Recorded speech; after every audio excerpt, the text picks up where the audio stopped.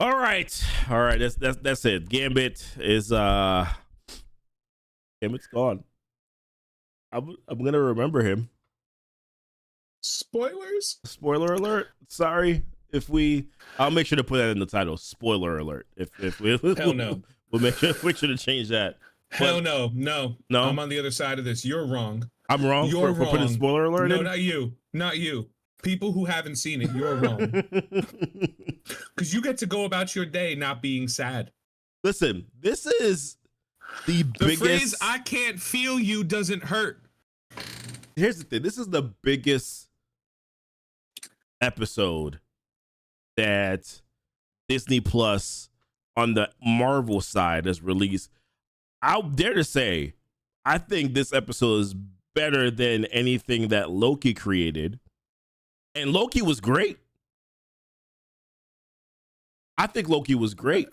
But this right now, maybe it's recency bias, but I think this might be the best damn episode that I've seen so far.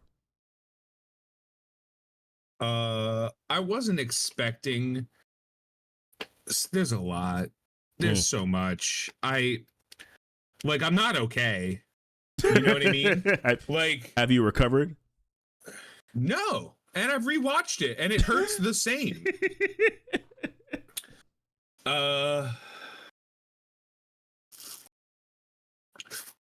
So how do I there's a lot of feelings that I think both of us have as it pertains to the loss of dare I say this? I didn't really care that much about what happened to Magneto. Is that, and also maybe because being a reader of the comic world, I kind of feel like he's not dead, considering that we didn't really see him dead. He ain't dead. You know what I mean? Like, I'm like, no, he's not dead. Gambit. And also, even if he is, Gambit dead. Gambit, no. We're gonna have a funeral for Gambit. I don't know. So this episode lulled me. Okay. You know what I mean? Okay, so episode 1, right? Yeah. Great. Episode 2, great. First 2 episodes, great. Episode 3, I liked it, but it felt fast. It felt like they're speed running a story. Episode 4 felt like they were speed running 2 stories. Okay. And I commented on this earlier in the week on stream, and I was like, you guys don't have to make a 30 minute. You can make an episode as long as you want. Yeah, it's free. Make it an hour, 46-minute episodes. Yeah. Write the story, put it in. Now, granted, I know animation, there's costs involved in it, but those got to be broken eventually, right? Someone's gonna figure it out, and someone did. We'll get to that way later. Mm-hmm. But you don't need, just tell the story, take as much time as you need. But episode 4 felt, we talked last week, a little really a Jubilee episode.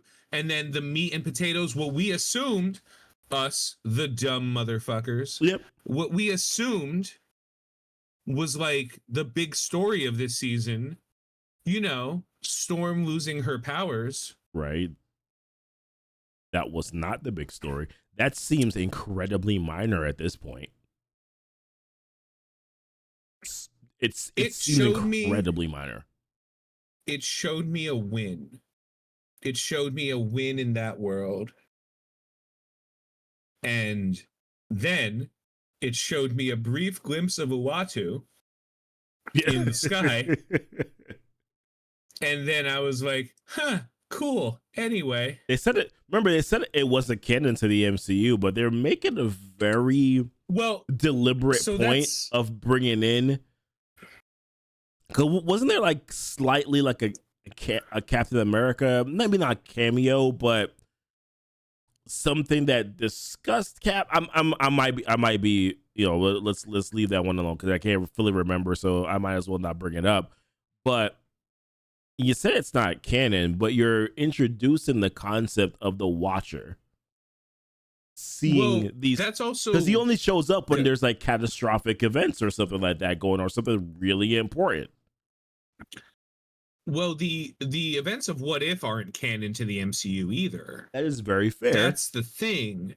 like the Watcher watches over different realities in this version. So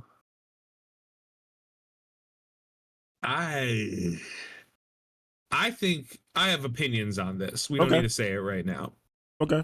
What I do think is that Bo DeMeo, the once and probably future after this episode, I was gonna say you need to basically bring his ass back, whatever it is. Reconcile. I don't care if he's hard to work with now. Like I don't care if he kicks puppies. If he kicks puppies and gives us this, he said on Twitter that episode 5 was supposed to capture the way our reality worked pre and post 9/11, where there was like a period of time for many years that we just thought everything was fine. Yep. And then something massive happened and we kind of got shocked into a reality where we were kind of blinded. Yeah. And that was what this episode was. It kind of lulled us in the first 4 episodes into thinking like the worst thing we have to deal with is Sinister doing some cuck math in the back. Yeah. You know, and Storm losing her powers and Storm not losing her powers, there. But she was going to get him back because it's Storm, you know, Storm, like, we're not going to not have. Yeah. We were excited to see how Storm got her powers back. I had to remind myself that was what was happening after this episode, because now I'm like, oh, we have problems. They killed so many mutants. A lot. Like so there's a lot that this took it. I forced you to read comics this week. I'm sorry. Yeah, you did. I mean, I read 12 issues of comics in literally less than 24 hours, but you know, neither here or there. Yeah. I forced you to read it because, and the ones I read forced you to go into like future conversation, but like,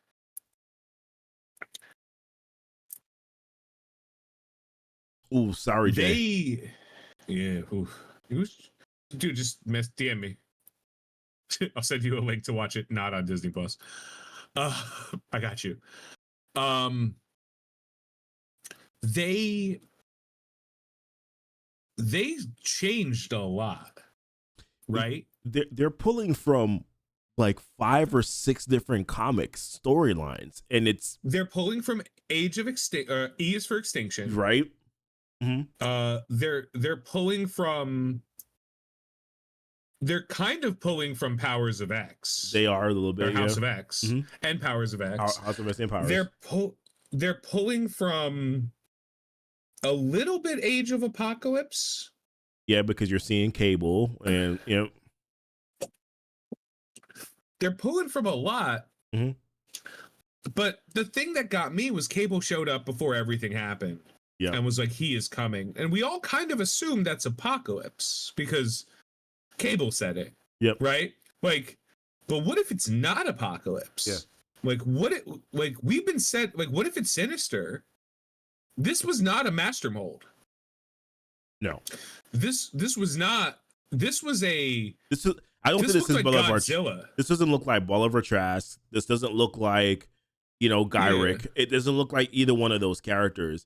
For me, I'm like, okay, I think I thought it was Cassandra Nova, but then I'm like, but there's no Xavier present. And like, she would really want to rub that in his face. So there's no way that she would just do it at random. It doesn't, to me, it doesn't seem like her character. She would want to do it where he could feel the pain. Unless she knows that he's still alive. You know. For a little bit of backstory, Cassandra Nova, and I'm being very generous with what I say because there's a lot, was a astral plane being who cloned in the womb Professor Xavier, had a psychic battle with baby Xavier, was miscarried, and then grew up as a hybrid Xavier being whose only job was to hate Charles Xavier and everything that he does. I'm being like, please understand that I know I missed a lot, but like I can't. We don't have enough booze. Booze is important. They have to. Yeah. Right? Like they have. We know Xavier ain't dead. There's no possible way. But here's the thing. They didn't explain that Xavier went off at the beginning of this season. Yeah. They didn't tell, like, we know how it ended, but, and we know Cassandra Nova is the bad guy of Deadpool. That's the confirmed character bad guy. Deadpool's villain, or one of the villains in Deadpool, is Cassandra Nova. You saw the bald head with the ears, and and she is in the Void, which, again, we'll talk more about Deadpool, but Cassandra Nova's the bad guy in this story. Sinister is the bad guy that they've been trying to set up. Apocalypse is always the bad guy. Yeah. Who was Cable trying to warn them about? It's easy to say Apocalypse, and it might be Apocalypse. Yeah. But if he had said she is coming, we would have known it's Nova. We wouldn't be talking about it, right? Yeah.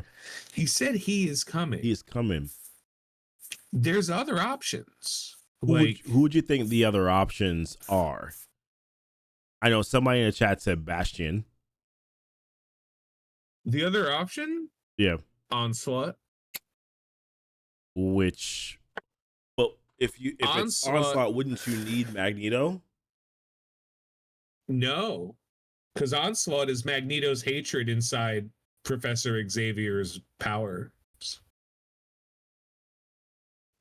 But would Onslaught really? I don't know. Would he decimate an entire island of mutants? He hates mutants. That's fair. Onslaught hates mutants. But I thought that his hatred I thought his hatred for humans would be stronger, though. That's just my thought. Onslaught's general thing is what if Magneto's hate was in Charles Xavier's, like, it's the inverse. So instead of loving mutants to try to protect humanity, it would be to destroy mutants because, like, they don't deserve to live. Either way, that's just that I don't think it's actually Onslaught, but like, if it's not Apocalypse, which it shouldn't be, because, like, who cares? Right? Like, oh, what is it? These are the questions, right? If we're talking time travel, I still think Matt Malloy. Matt Malloy, fuck him. I don't know if. All right, so to be fair, I get it. Like with Magneto reading the will in the very beginning, I could see how that could be. You know, we could, I guess, derive that from the story. But would Matt Malloy really fit into the storyline right now? I don't think they have the opportunity to introduce someone and finish the story this season with it feeling rewarding. Whether they try to do it, they can. Okay. But I don't think they could be like, he is not Bolivar Trask, right? He is not Guy Ritchie. He is Nimrod.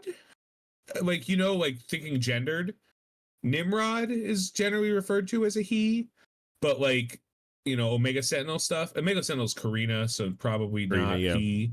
Where does it go? So it Sentinel, and then that was Godzilla's Sentinel, and then you have it goes to, is it Karina and then Nimrod? That's that's kind of like the trajectory of it, right? They're roughly, well, so Nimrod is time travels. He's the final evolution of, he's the final Sentinel. Final Sentinel, yeah. Karima is the first organic Sentinel. He's the first human machine Sentinel hybrid. If you want to look at it that way. Oh my god, whatever. Oh my god, comic books. Oh my god. Who is Strife? Hi, he's Cable. Kinda. He's a clone of Cable that was sent back into a different time where Cable was raised by a shut up. Yeah, shut up. I'm telling you. Stop. It's like, this is what happens when you create comics. It's like, here's the storyline that you're going on, and then you're like, you know what? I don't really want to follow where Hickman went with his story. So therefore, I'm going to backtrack. Yeah. I'm going to create my own set of scenarios. And then you're just like, okay, then it's up to us to adapt, to make a decision as to which one do we actually care about and we actually want to continue on, which is the reason why spoilers, like the like the 1960s comics, we're like, yeah, okay, it was good, but then we get Claremont's 80s Uncanny X-Men comics, and we're like, you know what? We're gonna stick with this one. It's like whatever happened in the 60s and whatever, that's fine. But the 80s with Claremont, yeah, we're gonna go with that one. Like that is our X-Men. we talk about like Claremont and Hickman from X-Men runs.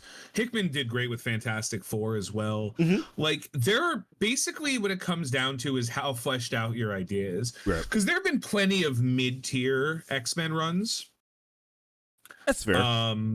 Like there have been, like, the current run started great, kind of dropped, is now meh. But you know, like there's steps to it. Sorry, drop something. Are you good? There's steps to it that, like, if your story's well designed enough, like, we're good. Yeah. You're good, you know? Like, you're gonna tell the story right. We're all gonna be cool with it. Everyone's gonna be happy. Yeah. And we're gonna love it. And then there's versions of these stories where it's like, nobody cares, shut up. And then hopefully somebody picks it up later and goes, oh, this terrible story?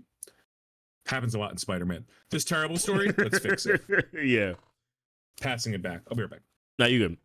No, in general, I feel like the X-Men comics, you know, I mean, they're really, until probably Hickman's run, people weren't really enjoying X-Men comics. We were tolerating X-Men comics. As a matter of fact, I kind of stopped reading X-Men comics at that point in time, because it was Morrison had some good stuff, and then you had Hickman. Hickman kind of really brought it back, you know, to me, my X-Fans. No, but Hickman really brought it back to, and he put a different spin on it, because the thing about Claremont is that Claremont felt like he needed, in every single issue, felt like he needed to remind you of who these characters were and what their powers were, right? That was the thing with Claremont. Claremont was just like, all right, remember this character that you just saw in the last issue? I'm going to explain this character again all over so that you can know what their powers are and their backstory. But to be fair, and we may have complained about it during that time, but the reality of it is, for a new viewer who's just coming in, he wrote it in a way where if you were just coming into the comic, that you would have enough backstory to continue this issue and then continue to further go on with the remaining issues. And then if you want to jump back to it, then you could jump back to it. That was the thing with Claremont. Some of the stuff was repetitive, but it was still a good story. It's just that it was a lot of it was thick words to read through. Dense. Yeah, it's thick words to read through. Hickman, what I do like about Hickman is that he's a very good storyteller. Like, he's very thoughtful of the ending of the story. I can tell, like, how he writes. It's like, this is the end of the story, how I want it to go. He writes the end of the story, and then he kind of writes, how are we going to get there? Exactly. And then he hands off the leads to a lot of people. Like, he'll be like, oh, you want to tell a side story in this world? Cool. I just need you to know this is where we're ending. Right. So whatever you do, if you want to go crazy and you want to make some changes, go for it, but we're ending here, and I will unwrite what you wrote like that. Right. And he's earned that through years of being just almost visionary. Yeah. In his designs. He's aced Fantastic Four. Yep. Someone mentioned Donny Cates. Donny Cates nailed Venom in a way that I couldn't ever see Venom going without someone who cared. Okay. He did a fine Hulk and a fine Thor, but he nailed Venom. I believe he was responsible for the King in Black's run. Right. The last Venom run for the last like 3 years has been. There's again. I'm a little outdated on any Spider-Man related activity. I'm typically outdated with that stuff. Sir? Yeah. Everyone is. That's and to be fair, like that is an honest that's an honest answer, because I don't know anyone that's really like, yo, this Venom comic is amazing. I haven't met anyone. You're telling me, hey, you know, there's some good Venom stuff out there, but I really typically haven't heard anyone say, yo, you should read this Venom comic. It's usually, hey, you should read House of read House of X. You should go read, hey, if it's Hickman, give it a shot. Like, that's what I've heard so far. If you see Hickman's name on anything, read it, because you're good. So I don't know how you read comics, right? We all read things for different reasons. We all play games for different reasons. Yeah, I usually read with the intention of, hey, there's this thing coming out like X-Men 97. I want to get caught up on some of the most relevant, important comics to read. So like before it started, I read the House of X 92 comics. I read The Trial of Magneto. I read Life and Death, you know what I mean? Or Life Death, not Life and Death, but Life Death. You get my point. You know, I read that stuff. I tried to read the Mr. and Mrs. X one. It's a little bland for me, so I couldn't really complete it. But those are the things that I read in preparation for X-Men 97. I was not prepared to read House of X or Powers of X. You were the one that was basically like, you know what, you should read it now that we just had episode 5, and that's why I powered through it in the last couple of days. And the reason I suggested you read that, and I suggest everyone reads it, and I will provide you the links if you need them. One, it is really hard to spend money on comic books right now. Yeah. It's always been hard. It always has been hard. There are writers, as you're a big comic book fan. Yeah. Over time, you will learn there are writers that you love, there are artists that you love, and there are comics that you love regardless. Okay. Some people, like, art is a huge thing in comics, and you know, obviously, right? Yeah. But like, there are comics that I will buy because the cover is dope. Okay. Yeah. There was a series of Avengers recently, an Avengers sub story. It was like Avengers something, where the cover was just a different villain, but a full version of it, and I picked up every one. I haven't read any of those comics. The Emma Frost solo run covers. Yes. Anything with Emma Frost is a must buy. Anything with Emma Frost is a must buy. My favorite thing about Emma Frost, not to, you know, if you allow a digression, is that we have no idea what race she is, because she's been drawn as almost every race on the planet. That's fair. She's been Asian. She's been Valley Girl. She is whatever she wants to be. Whoever's drawing her, they're like, she's this today. It's like, okay, the only race I don't think she's ever been is African. Like, that's the only thing they've never been like, let's try something different. That one might deviate too much from from all the others. Yeah, but if they're like she's light-skinned Puerto Rican, I'd be like, all right, let's go. Yeah, of course she is. Of course she is. You know, like, see, and that's another thing too, right? In this the X-Men 97 show, we're looking at, I mean, my goodness, like they're pulling, that's the Hellfire Gala, right? Like that. So it's like, are we doing Krakoa now? Like it's so confusing a little bit. Like that's a great question. So the reason I forced you to read House of X and Powers of X, and just those, is because this is now, and will be in the foreseeable future, permanent X-Men canon. For anyone who hasn't read those, 1, please do. And 2, you don't even have to read Powers of X, but they kind of go hand in hand. Right. What you need to understand is that Moira McTaggart was a secret mutant the whole time. And her mutant ability is that when she dies, she is reborn. Yep. With all of the memories of her last life. Mm-hmm. And all of X-Men history that we've been reading, Claremont, Hickman, Steve, anybody, has been in the storyline that has been culminated by the House of X story. She is now convinced that the only way mutants can survive, the only way, is if they just work together. And that is where we are now in mutants. There are mutant villains.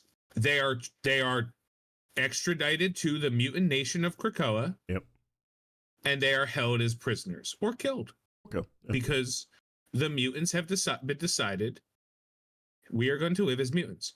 They have addressed the humans, and they said, "Hey, humans, we're going to live on this island, and we will help you whenever you need help. And we are done. We're done with you. Yeah, we're just done with you. Like, we realize that you suck. So, and more importantly, we evolve. We're humans. We're just humans plus. Yeah. And we've decided, both the good guys and the villains, we were wrong. We were thinking one could not live without the other. Realistically, all we have to do is wait. Because eventually, you'll die. All of you will be mutants. There will be more mutants than mutants. Yeah, right. There will always be. I mean, Nightcrawler said, "Hey, be fruitful and multiply." That's yeah. And because we now live in a world where all of the things that happen in the X-Men universe happen in the X-Men universe. Yeah. And this is the result of it. I would be shocked to find out that this is not the version of the story that they're going to try to at least push. This is the end result. This is what the MCU wants. The MCU doesn't want a version of the X-Men that has been told a million times. Yeah. They want something that works. They want AVX. And AVX works when a bunch of mutants. Now you don't have to have this. Now you can have a whole bunch of mutants from another reality put into one reality that never existed before. Yeah. And instead of trying to acclimate themselves into a world that's probably not cool with them, they could just be like, hey, we're not going to acclimate, kind of like what Falcon and the Winter Soldier was setting up. Yeah. We're going to have no borders on our land. We're just going to do whatever we want here because we have, and I cannot stress this enough, all of the power in the world. We can farm. We can control weather. We can make gold. We can do anything we want. So we're not going to worry about it. Yeah. Someone said that they still hate Cyclops. I can't see exactly who it was. That's I disagree. Now. But it was Jay, and I'm gonna fight him. I'm not gonna fight Jay. I love Jay. But how could you hate Cyclops from this series? This man had his Magneto moment in this last episode. Hey, it's basically Cyclops, humans, you suck. You know, like, I had to lose my son because of your dumbass. Yo, when that happened, I was concerned because I have seen the fall of Cyclops. I have seen hashtag Cyclops was right. You see him go villain mode. First of all, he threw it at Jean, bro. He was like, "Do you love me or do you remember loving me?" Yeah, he never talks to Jean like that. She was just like, "Don't turn this around on me." And he was like, "I fucked your clone and put a baby in her, and you're still here." And she's like, I hate Jean. I hate Jean Grey. I've always hated Jean Grey. It's a no. Jean Grey is the most powerful, useless character in the entirety of the Marvel universe. Okay, sorry. X-Men universe. She's the most powerful, useless character I have ever seen. I hate Jean Grey. Convince me otherwise. I can't. It's impossible. I hate Jean Grey because her name should have been Karen Gray. She's always whining about something. She's always like, what a hard fuck Jean Grey, man. And then she faints. Her. You can't forget that she faints. Every Dude, 3 episodes she faints. I hate her. She's so which is useless. Crazy. She's so useless. I don't hate almost any other incredibly powerful female character. Like, I want to say I hate Captain Marvel. I don't. She's great. I don't like the portrayal we've gotten of her, but I like Captain Marvel's version. Character. Right. I am absolutely adore Invisible Woman. She's one of my favorite characters, if not even like female characters, like characters in all. She's like, because of how she balances that team out, she is truly, and it's hard to say, a good person. And it's so hard to find a truly good person in the nuanced world of Marvel comics. Like, everybody's got some shitty in them. Yeah. Everybody does. Like, I'm sorry. Like, everybody does. I'm reading these comments right now, and somebody said Gene-gasms, and that's yeah. The honest trailers. Yeah. Gene-gasms. Meanwhile, we got Storm in here, like, by the power of the goddess, I will freeze your nipples off. And you're like, yeah, you will. Go ahead. Yeah, mommy. Omega level goddess, you go ahead and you freeze the nipples off. Yeah. The only complaint I've ever had about Storm is that I'm like, Storm, nature's not listening to you. It's not a sentient being. You are. Do you know why Storm is an Omega level mutant? And this is something that, like, we didn't know until Hickman came back. It was like, oh no, Storm's Omega level. And she's the only one that can control that power at that level. Like, there's nobody else that can do that. She can make it rain in space. I need you. She can make it rain in space. Think about what that means. Yeah, she can control what the word we choose to use to describe weather. We think weather, like, oh, that's like how the wind and the no, she controls what that fucking force is. Wow. Like, okay. Yeah. So she can make weather in space change. She can do, like, she is the queen of Mars. Well, I don't think she's currently the queen of Mars, but don't worry about comics, because comics. Like, yeah, I was just saying comics. She came to Mars and she was like, we have crops now. And they were like, what? There were people on Mars. There were mutants from another planet. By the power vested in me, I summon you the water to come from wherever it comes from. Go. And there was just an atmosphere on Mars. The science is at my disposal. Yeah, Storm. Well, someone brought up Storm beats Cyclops in a Who Leads the X-Men. There is a very valid reason as to why Cyclops threw that fight, because if I remember correctly, Cyclops immediately went to Genosha and then became Magneto 2.0, if I remember correctly. And that was the best Cyclops ever. If I'm not mistaken, that was when Storm also did not have her powers correctly, so he definitely threw that fight. She fought him with no powers. Yeah, I was gonna say, like, it was a no powers fight. Okay, yeah, okay, all right. Yeah, and Storm wants it, man. I love Storm. To be fair, like, Storm technically might be, I'm not saying that she is, might be a better leader than Cyclops, but I still like Cyclops a leader. Here's the thing about Cyclops. Here's what I like about Cyclops. He's an asshole.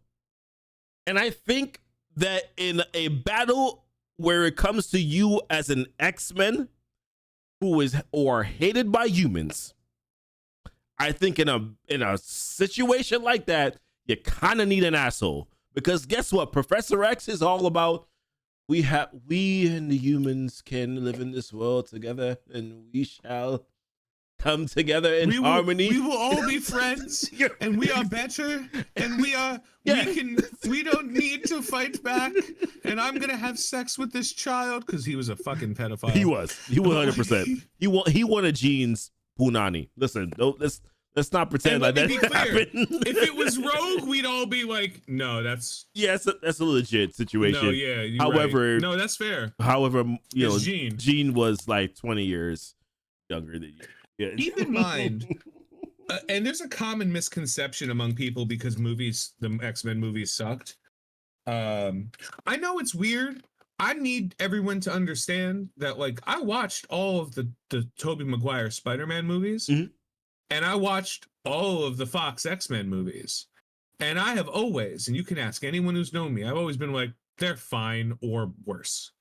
And they're like, oh man, you're just looking at it through today's goggles. I'm like, no, I did not like those movies. I don't like the Christopher Nolan Batman movies. Like, I thought they were good stories, but they weren't Batman stories. I thought the X-Men were like, oh, it was kind of fun. I mean, the Dark Knight was different than regular Batman stories. I mean, it's the Dark Knight. It's not the same. It's just... I'll say right now, my favorite Batman movie of all time is... And right now, seems like it'll always be the Batman, the Batman. Sorry, the Batman. Wine burp. Apologize. Oh yeah, bring it. The Batman is like it addresses the one Batman thing that I don't think anyone else ever does, and that is which is Batman. Sorry, I just realized my green screen. Oh, my green screen's crazy right now. All right, cool. You do whatever you want, green screen. You live your best life. Gotham is the main character in the Batman universe. Yep. And Gotham isn't corrupt; it is corruption. Crime is a load-bearing feature of Gotham, and if you remove crime from Gotham, it will sink into the ocean. I see what you're saying. And when you watch the Batman, you understand, because he's just constantly trying to stay ahead of the crime, and the crime is like, ha, gotcha, I'm gonna fight this guy. Nope. The police. All right, well, fine. Nope. The businessmen. Like... I don't think he was the best Batman. I mean, I just think that was the best version of Batman. Yeah. Because it didn't try to make it look like Gotham is just New York City with a little bit more in the 80s with street crime. Like, no. Yeah. Gotham is like an ancient Indian burial ground, but instead of curses, it's stealing shit. Like, that is all Gotham is. And next to it is Bloodhaven, which people have constantly referred to as like worse Gotham, but no, it's just poor people Gotham. The only reason there's crime in Bloodhaven is because there's no money. The reason there's crime in Gotham is because there's too much money. No, and to be fair, I figured I should probably pull it up since we're talking about it. I mean, don't get me wrong. I just in general, my issues, and I'm just not a Robert. I forgot what his last name is. Is it Pattinson? I should just scroll down and look at what the name is. I'm not a Robert Pattinson fan. The whole Twilight thing, I can't forget about it. But he wasn't a terrible Batman. And granted, yes, he was not a good Bruce Wayne. He wasn't. But nobody really cares about Bruce Wayne. They care about Batman. Like that's what they're concerned about. Batman had the lasso of truth around him, and they asked what his name was, and he was like, Batman. He could not lie. He did not lie. He's like, I'm Batman. Bruce Wayne is some dude that writes checks. I'm Batman, bro. I'm fighting crime. I'm putting criminals in the ICU. I'm not a good guy. I'm the best guy. A city of knaves and villains. He's not a good guy because he's good. He's a good guy because he's the best of the worst. Wayne is the alter. Somebody said that Bruce Wayne is the alter ego. That's a fair statement. Yeah. That's a fair statement. Bro. Bro, it's not. And again, I'm sorry to divulge into Batman because like we're about to get a Joker movie that's gonna suck. Nobody cares. Whatever. Don't get me. So here's my I'll say this: the trailer wasn't bad. It's not for me. Like I don't want that, especially after what we got in the first movie. And here's the thing: it's probably gonna be good. It's probably going to be good. I'm just saying, it's just as someone who appreciated what the first movie was and the griminess and sort of like the relatability to the character. Fam, I'm not seeing it, fam. I'm not seeing it with that second one. But they're not making this movie for someone like me. And I understand that. And I am okay with it. I'm okay with it. I think they're going to set back Harley Quinn a decade. I think they are single-handedly going to change all of the work they put into making Harley Quinn not a perpetual victim of a sociopath. Yep. But her own sociopath. Yeah. Which is why I love Harley Quinn now. And I know a lot of people like don't, but like keep in mind, Harley Quinn was created for an animated show to be a sidekick to a bad guy. Yeah, right. And has grown so well. Yeah. She became a fan favorite. Again, yeah. The X-Men movies sucked. Like and guess what? The new X-Men movies, they also sucked. They sucked fatter donkey balls than the previous ones. Why did those suck more?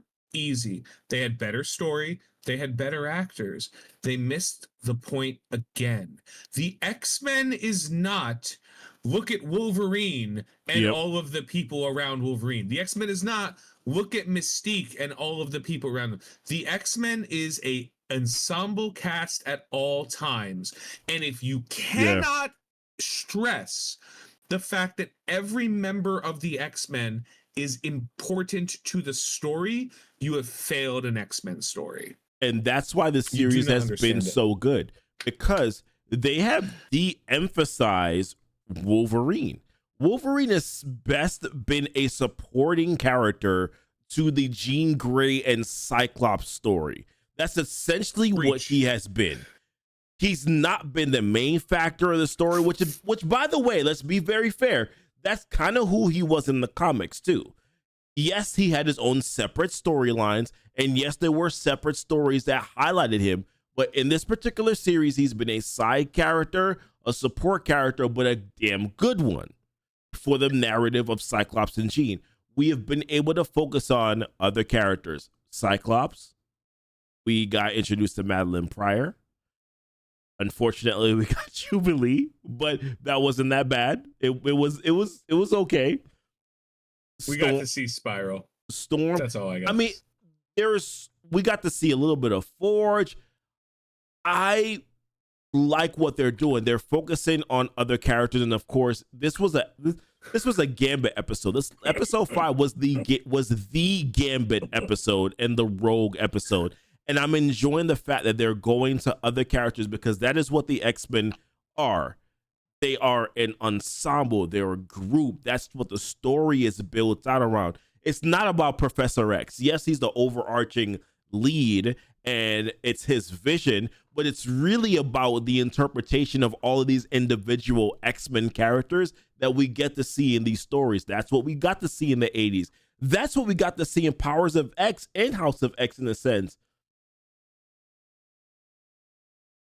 This is what you're not wrong. This is why I like the series so far, because I'm getting to see different sides of the coin. Although I did tell you the last episode for me was probably the worst episode of the series, but I still gave it an 8.5, a 9 out of 10. Yeah, it was the worst because I didn't care, not because it was bad. The storytelling was great. Exactly. Like, I just don't care. Like, you could put Jubilee in anything, and I'm like, I don't care. Like, right. It's actually the number one way to get me to not care is just throw Jubilee in it. Like, I'm okay. You don't like her being a vampire? Is that what you're trying to say? You don't like her? Like that's how bad they had to try. They tried with Jubilee. They're like, let's make her a vampire. Now the vampires are cool. Jubilee's a vampire. Immediately, vampires stop being cool. It was like, did you realize? Did you read the X-Men, the House of X 92 comics? Yeah, where they highlighted Jubilee again for what reason? What was the purpose of this? Because people think that children like to see children. Oh my god. Or young people like to see young people, but no, young people like to imagine. That's the problem of like imagination, and like when it dies. Like when I was a kid, I didn't imagine myself a Power Ranger at my age. I wasn't like, but I'll be a Power Ranger. I imagined myself a teenager with attitude. Yeah. When I didn't imagine myself a child with He-Man's powers. I imagined myself He-Man. You know, like, and it's arguably it's the same exact logic that like it's like the worst convoluted logic, because it's the same exact logic that like people undid Barbie. Right? Like, because there was a period of time where everyone was like, Barbie's an unrealistic body standard for women. Yeah. And it's like, she's not an unrealistic body standard. She's like a theoretical goal at best, right? At best. And yes, it's unrealistic, but that's what perfect is. Perfect is unrealistic. I don't care. But like, if you're a child, male or female, and you're playing with an action figure and you're like, I don't have a 6-pack, it's unrealistic that I would have a 6-pack. Like, first of all, no, it's not. You can have a 6-pack. It doesn't matter who you are. Maybe not a perfectly chiseled cut with a V taper 6-pack, but you can have abs. Everyone can. It's just about getting lean. And some people can't have 6, 8, 12-packs, but you can have a nice 4-pack. No matter what, you can have a 4-pack. Like, anyone can. You have to. Some people work harder than others. You might not want to, and that's power to you. But you can't. Attraction is a thing that just happens. You have no control over it. If somebody is attracted, like Savage Land's Rogue in the old cartoon, Savage Land's Rogue in the new cartoon, they decided she was a little too curvy in the old days, which is fair. But, and this is how it's going to go, no matter how many times you tell that to people, you don't have to be that curvy. It's not going to change the number of people that are attracted to women that are that curvy. Right. You know what I mean? Right. Like, that's never going to change. You cannot control what you're attracted to. That is 100% a fact. If you're attracted to men, women, anything in between, you can't control that. Thin. And that's the thing about it is, like, there's people who have different tastes. There's people who like thinner women. There's people who like men who are big and muscular. There's, you know, they like, not even taste. You know what I mean? It's taste implies opinion. Like, right. I don't have a taste for lobster, right? Like, I don't have a taste for red meat or bacon, or which is a sin, but like, is it though if it's so good? No, that's what I'm saying. Like, you can't. If you're attracted to something, you have absolutely no control over it. You only have control over how you interact with it, right? You're just like, ooh, that's attractive. What you do after feeling that attraction is what makes you a decent person or a garbage person, right? Like, that's where that comes down to. Questionable, like, individual or not a questionable individual. You can't just like, and you can't just say like, all right, we're gonna put up realistic body standards for men and women. Because it's both, right? Yeah. Like, not everyone can look like what's his name? Ryan Gosling's Ken in the Barbie movie, let alone, you know, like not everyone can look like that. Or right. Simu Leo's Ken, or they're all Ken. Everyone could look like Michael Cera's Ken if they tried hard enough and didn't do anything. But like, or what was his name? I don't remember. I don't care. It doesn't matter. Listen, me and you were watching this movie for different reasons. I don't. Like, yeah, Ryan Gosling, thank you. Appreciate it. But that's not going to change Alan. Alan. Okay, that's not going to change the fact that there are people in the world who are going to look at Ryan Gosling's Ken and be like, yeah. And it's the same with anybody else. You can remove that from what people see, but it's not going to make that more attractive to more people.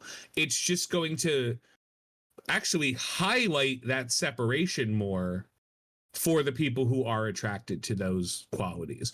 Regardless of that, Jubilee sucks. That's the entire point of this. Like, I just need to get that out. Fuck Jubilee. Okay, we're done. We finally figured out. You landed the plane. Is that Jubilee sucks? And yeah, sometimes you gotta go for the ride with me. Here's the thing, though. You're not wrong. I don't hate Jubilee. I think she's okay to just be she provides a little bit of fun. However, I'm gonna leave it there. All right, let's move on. However, hold on. Checks notes. Fuck Jubilee. Got it. Understood. Yep. Listen, you can say that. I can't say that. I feel guilty for saying it. So why can I say that but you not? I'm very interested. Because this is the Righteous and Ratchet podcast. That's what it is. I have to keep it righteous. You keep it ratchet. That's how it works. I don't know what we agreed on that, but I'm all right with it.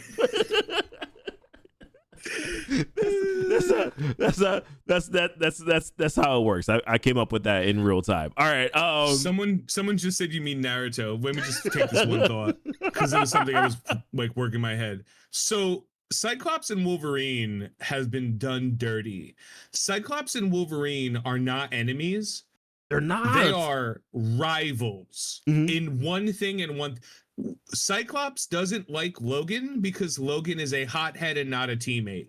Logan doesn't like Cyclops because he's too straight-laced and he's dealt with those people before. They both respect each other, and that is shown because when Cyclops tells Wolverine to do something, Wolverine does it. He might be like, shut up, and then does it. There is a respect that they finally got right because when Jean kissed Wolverine last episode, he was like, I'm very happy this happened. This is wrong. I'm not doing my boy like that. I'm not doing you like that.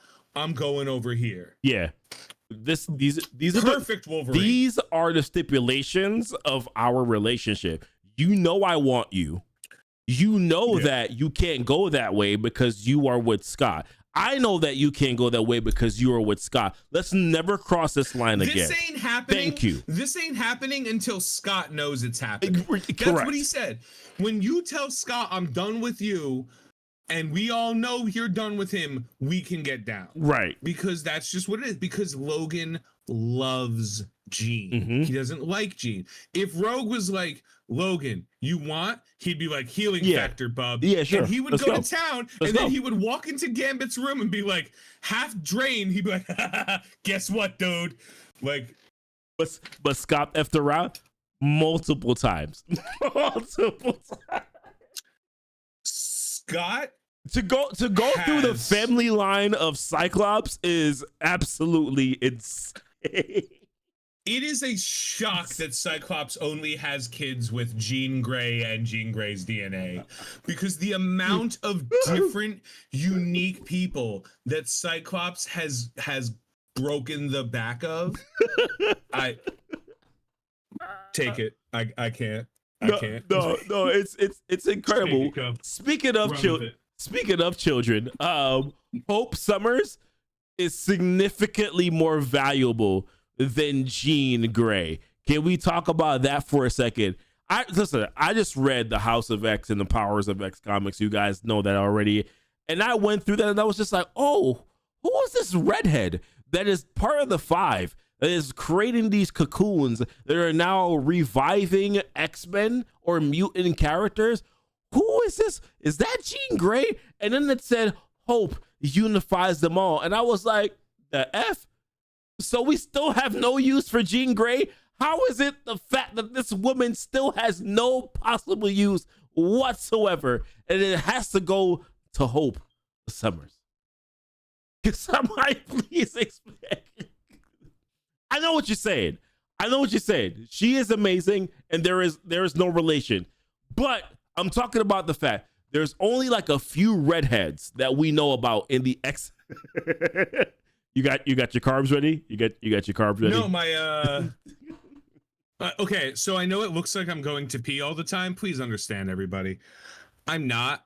I just pee on the floor in the room. Okay, that's yeah. There's just. I thought you at least had a bottle pan available. No, I have I ordered from DoorDash, but like local. Okay. So I got a bunch of peanuts. So I'm just gonna eat some peanuts. No, but Hope Summers, like you said, although no relation to Scott Summers or Jean, I was just like, who's this redhead? Finally, Jean Grey is having some use, and nope, Hope Summers. Hope Summers is Cable's daughter. I thought. What the hell? What? I don't know. What the hell? Has Jean ever done anything other than be Phoenix? I mean, they've written her to do stuff, but everyone's like, I don't know. I feel like most people. I don't think Jean Grey is anyone's favorite character. No, she's not. She's not. She was Marvel I think Girl. What happens is, you mean she was? She was lusted over by Professor X. That's the only thing I remember about Marvel Girl. Gross. Although they did mention it in the TV series, in the episode 5, and I was like, that's a cool little thing to mention, Marvel Girl. That does bring it back a little bit. Thank you. Hey, aren't you, but for real, tell me you didn't feel for Cyclops in that interview. I did. Like, I did feel for him. Honestly, he's like, I'm here to talk about these details. She's like, well, I heard that you and Marvel Girl are a power couple. And he's like, this fucking bitch. Can you take your glasses off? No, you'll die. He's like, yeah, I can't take him off. And then he was just, and then when she pressed him, she was like, we're trying to connect with you guys. Why would you lie? And I was like, don't keep pushing him home. Don't. Tibley, stop pushing him. What about your family? I don't have a family. Stop pushing I don't have a family. Oh, what do you mean you don't have a family? We have a record of you having a son, as if the best case scenario isn't him being like he died. Like this. Oh, I was like, don't keep pushing him. And as soon I knew he was gonna blow it. I knew he was gonna blow a lid because also it's Scott Summers. So why would he not blow a lid? I don't understand why that wouldn't have happened. So like I knew it was coming. And as soon as she kept on pressing him, here's homeboy. Because you're ungrateful. You don't deserve life, but we keep on saving your life for some reason, which I don't understand why the hell it is that we keep on saving you. You don't deserve to be scene with Madeline?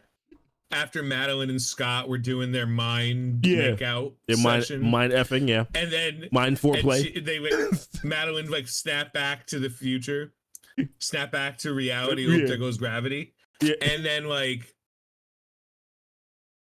Emma, like she's like, oh, sorry, my mind wandered. And Emma just looked at her like, that's Cyclops D though, right? Like she knew. Like she knew, man.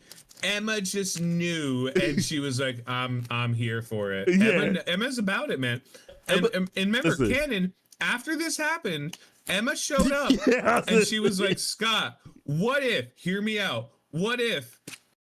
Right. I was gonna say I'm pretty sure I remember Scott getting in them guts. That's what I remember Scott got. Jay Trocious just hit us with, remember in House of M when everyone got their perfect life and Scott was married to Emma? Yeah, because Emma's the best. It honestly reminds me. Here's the hierarchy of mutants, right? Oh my gosh. Emma, Rogue, every other mutant but the following two, Jean Grey, Jubilee. Yeah. No, that would be accurate. I think all of us are just like, Cyclops, leave Jean alone. You would say something else. you would replace the word Jean with something else. I personally would say leave Jean alone. Why are you doing it? Cyclops, you got a clone of Jean that will suck your D. Yeah. Whenever you want. She will just do it for no reason. Not at all. Jake, you think, that Jean macked it to Gambit, though. Remember? Mm-hmm. Madeline Pryor macked it to Gambit. She was like, Yodo, what that mouth do? And he's like, no, Cher. No. He was like, no. And then Rogue Mon ami Rogue.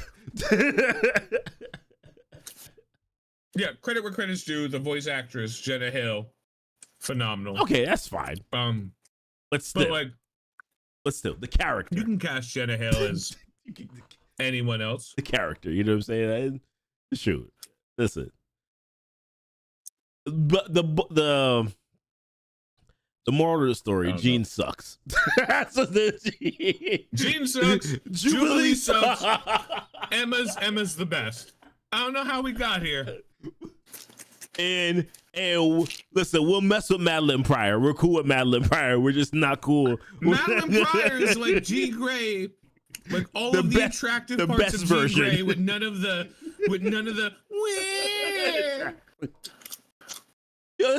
Bro. My God. Something went wrong in Madeline Pryor's life, and she wasn't like, oh, what a terrible experience. She was like, I'm gonna send y'all to hell. Yeah. she's like, you get this hell, bitch. That was pretty much a Madeline Pryor. Yeah. No, I'm Jean. She was like, no. She was like, I don't know what my purpose is in life. I don't know what I shall do. Yeah, she took the exact opposite. That's why the dark web run was so funny. Because, like, she was like, dark web run was her and Ben Reilly just being two separate sides of the same coin. They're both clones. And she's just like, I'm so angry that my clone gets to live a real life and I get the original me and I have to live a sad life. And Ben's like, I'm mad that Peter took my memories, so now I can just do whatever I want.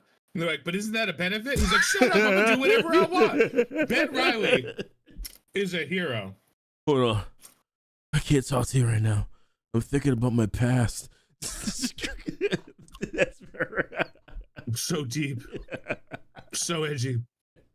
Ben Reilly's a hysterical mother effer. I don't know what you say. Yo, real talk? Because you don't know this, and I'm going to tell you this. Oh, man. Ben Reilly boned for months the daughter of the guy that killed Uncle Ben.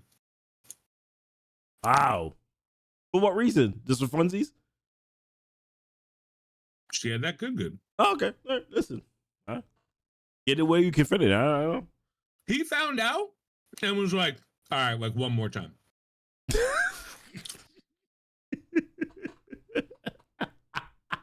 I love Ben Reilly so much. He is the best Peter Parker. I'm not saying we get rid of Peter Parker. I'm just saying. He's Peter Parker without all the responsibility. That's pretty much basically who Ben Reilly is. He's Peter Parker with other responsibility. Yeah, no responsibility. Because you know why? Ben Reilly gets to live whatever life he wants because Peter's doing all of the work that he would be responsible for. So he's like, oh, Peter's Spider-Man? Cool. Where are the best strippers?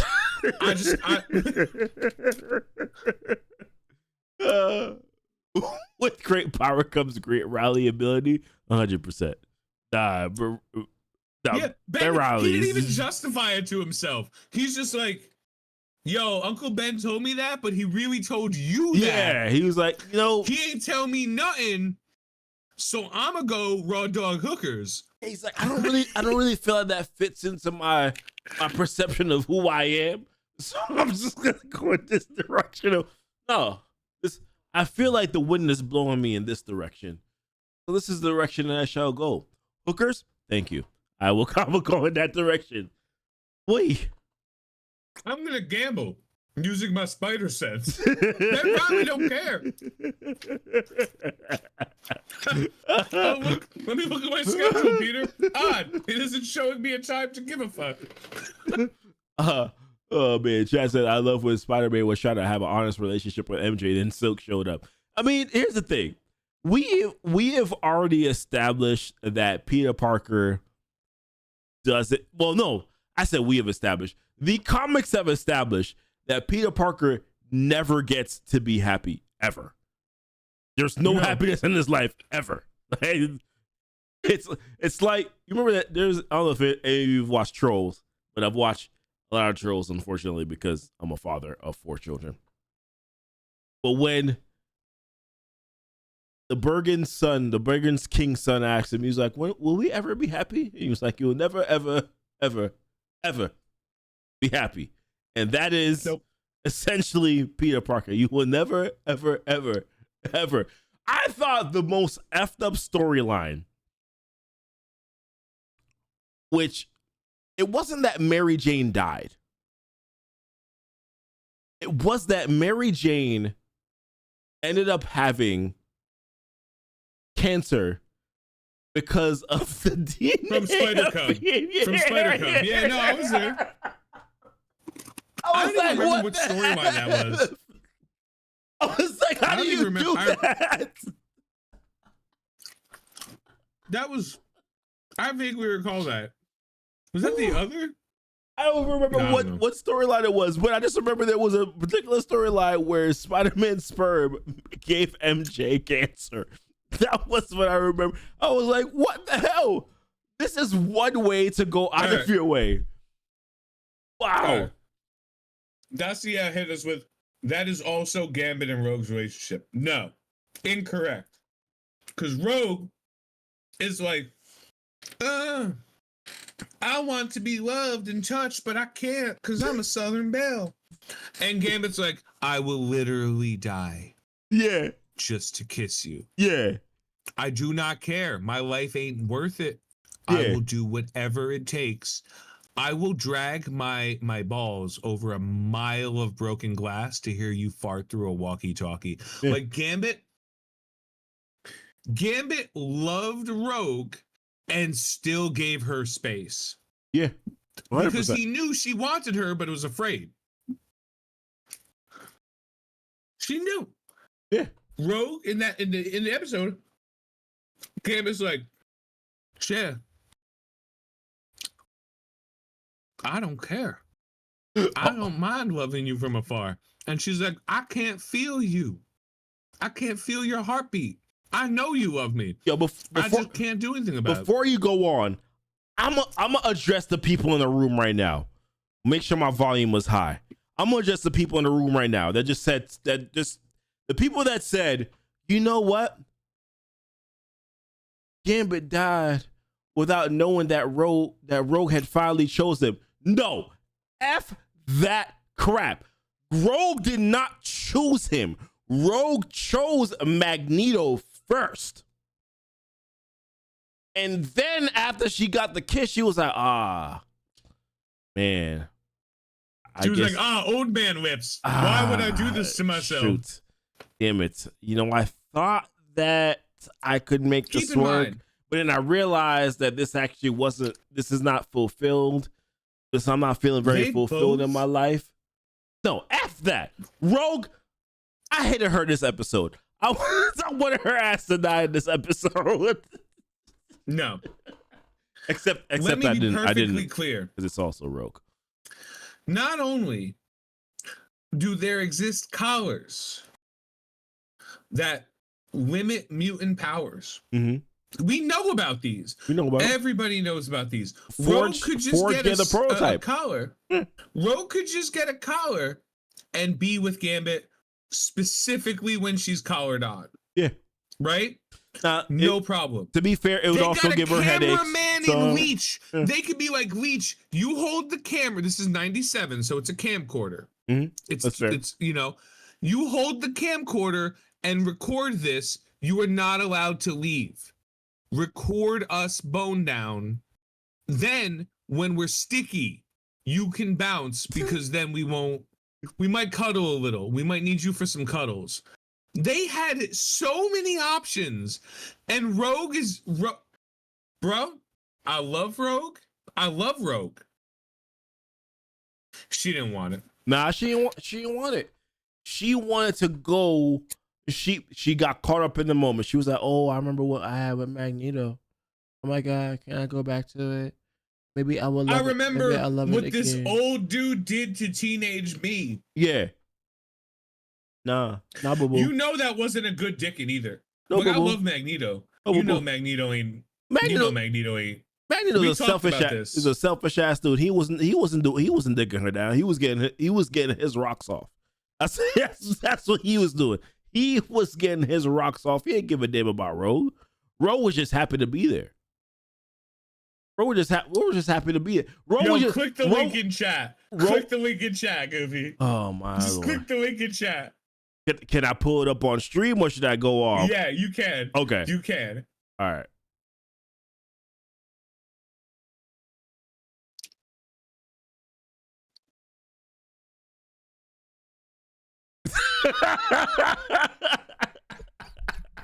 Yo, why is it not showing? Hold on. All right, there we go.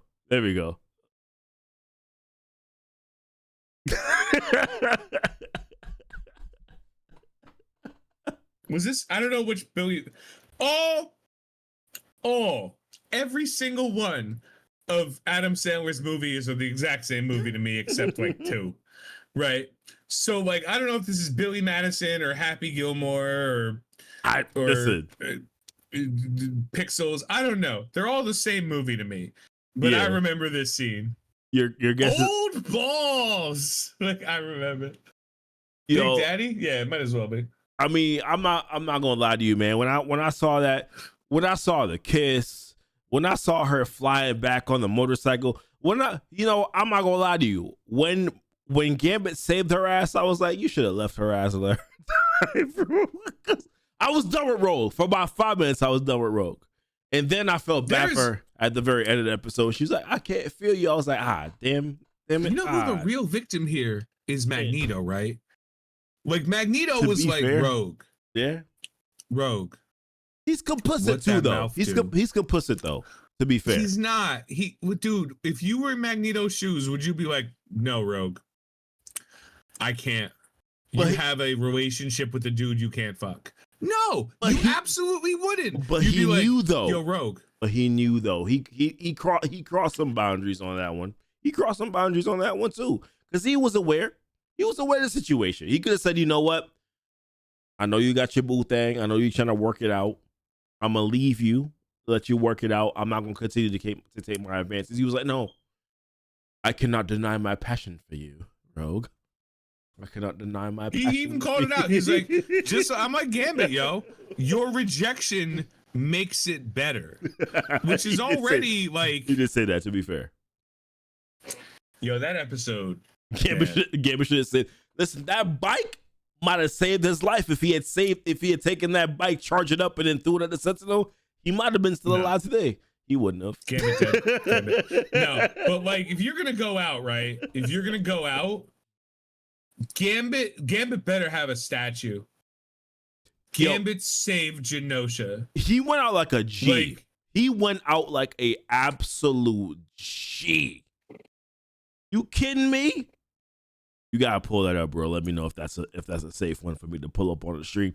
But he went out like an absolute G. Yeah, that scarf charge. Yo, when he charged the scarf, I was like, this dude is ready to go today. As a Jew, I got to chime in on this one. There's a scene that hit different for me. When the scene of Magneto whipping a Sentinel with a train. Mm-hmm. Yeah, that happens. So there are layers to that, right? Yeah, like there's Magneto whipping on Genosha, which is like the reverse, right? Yeah. But there's also like a train. Bro, the Jew beat the persecutor with a train. With a train, yeah. The symbolism. That's a thing, man. Yeah. Like there was a moment there that was intentional. That wasn't like, yo, what if Magneto just grabbed the train?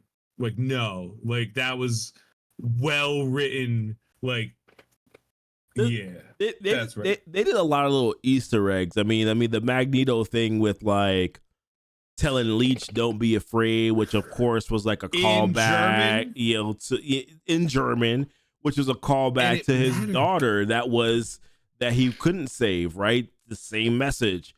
So when you have people who care, when you have a showrunner and writers who care about the characters, and they put the line right before it that said Leech told Magneto told Leech he didn't need to be afraid.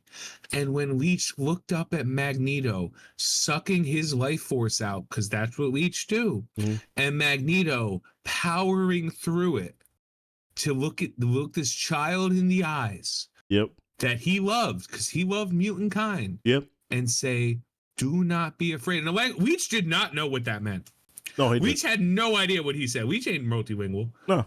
He said, do not be afraid. Leech barely speaks English. What are you talking about? Leech barely speaks English. What do you mean?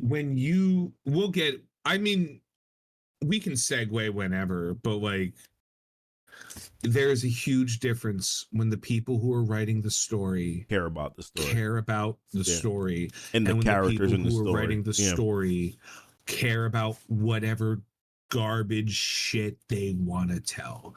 For more information, look at anything you've seen about the Acolyte for Star Wars, because I promise you that can't be good. I assure you that's gonna suck, because the person who wrote the story sucks.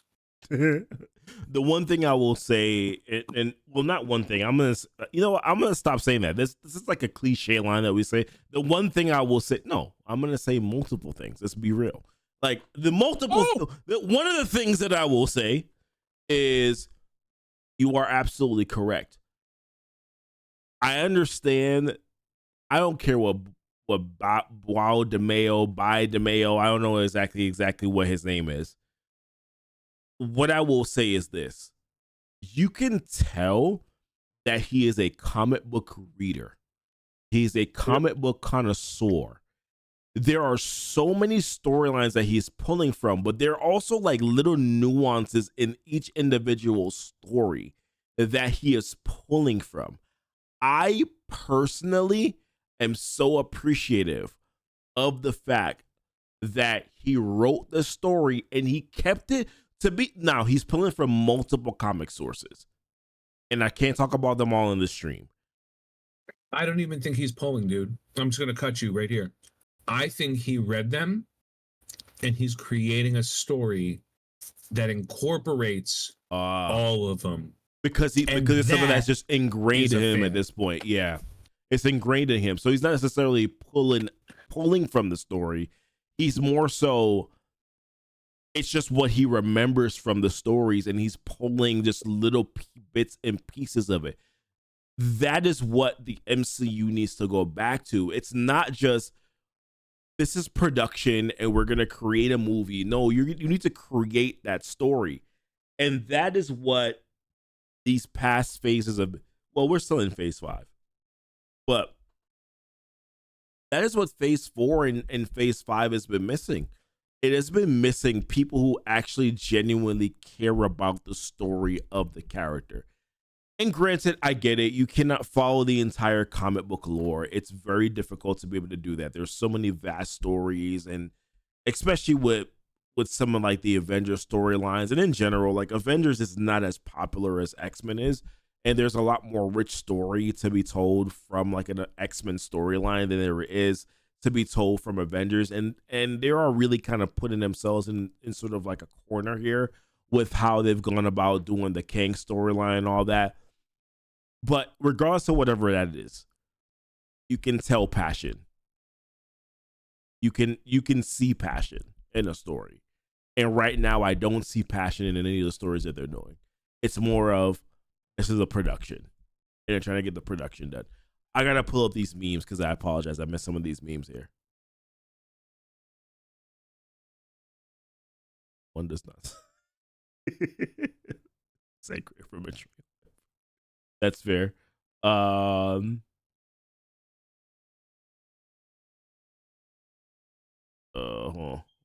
Yeah, we talked about it. So By DeMayo said, my plan was the first half of the season is the OG audience's pre 9/11 days, rife with nostalgia and comfort. Then 9/11, like Tulsa and other mass tragedies, turned the world upside down and reminded us the whole world is unsafe. Yeah. Don't forget, Gene now faces a memory disassociation and identity crisis that many survivors of sexual assault face. This stirs your mind, your body. You have no choice. Was deliberate. His violation of not saying their switch has turned her mind itself. It also, this was a nice little cameo by them too, which is something that I didn't notice until the second watch. Yeah. I didn't notice, because me and you watch the stories the same way, right? The very first time we watch a story, we're just like, let's just enjoy the story. Let's just enjoy this. First time is like shoulders back. Yeah. Go. Like, second time I got a notebook. Yeah, second time it's like, okay, damn it, I gotta what's that 10 what is that 10 seconds again? Like, I did not notice the washer on the first run go around. I did not see it. On the second run, I was like, who the F is that?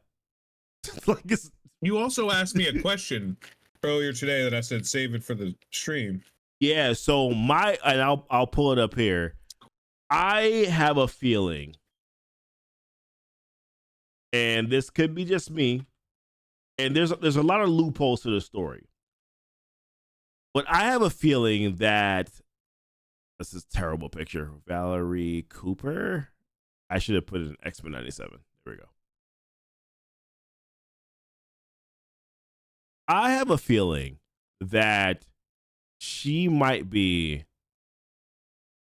Mystique in disguise.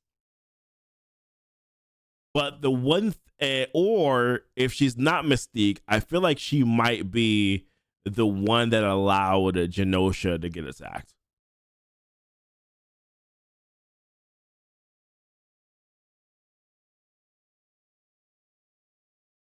Look at the exact photo with the eyes. So there is, like, somebody said that there was a time where like her eyes turned yellow, and that means that it could be Mystique. But if it was Mystique, there was a specific time in the show where that Sentinel turned around and did not target her. So I don't think it's Mystique, because if it was Mystique, then the Sentinel would have recognized her. It would have recognized the mutant. The mutant. Because the Sentinel tracks the mutant gene. Exactly. The Sentinel would have tracked the mutant gene, so it would have recognized that it was her. But what I will say, though, is that I don't think that it's far-fetched that she, as a character who is a part of the human race, a part of the ones that wanted to persecute Magneto, who was also taken up on that small little whatever piece of that courtroom that was taken up into the sky with Magneto. Maybe she held a little bit of a grudge against that.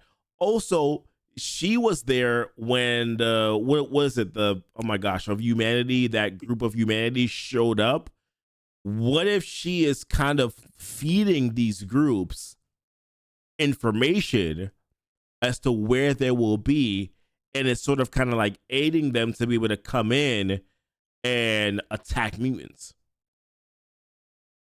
She might be a secret villain. She might be the reason why the Sentinels were there in the first place. So, X-Men 97 lore, Mystique exclusively worked for Apocalypse. Okay. And the last thing that happened was Magneto betrayed Apocalypse in Beyond Good and Evil, which was the end of season 4. Okay. So your story, your theory, actually scans. Okay. That could be Mystique, because Mystique has a reason to hate Magneto. Yep. And be still working for Apocalypse. So I or Apocalypse himself. I don't think that would be Apocalypse. No, Apocalypse does the shapeshifty thing for funsies, not for like he wouldn't infiltrate the government that's not his plans. He'd be like, I'm gonna blow shit up. Yeah, he would just come in and be like, Apocalypse is a little bit too arrogant to do this. You know what I mean? He's way too arrogant for that. He thinks too highly of himself. A little bit of a song and dance, but he wouldn't do this. This is Mystique. All you're right. That's Mystique. You convinced me. But the only reason why I've gone against it is because the Sentinel did not recognize the mutant gene in her. That's the only reason why I'm like, I don't think that's Mystique. But I thought about it, I'm like, could this be Mystique? If the Sentinel was sent, it could have been programmed to not target Mystique. So then who would have sent the Sentinel?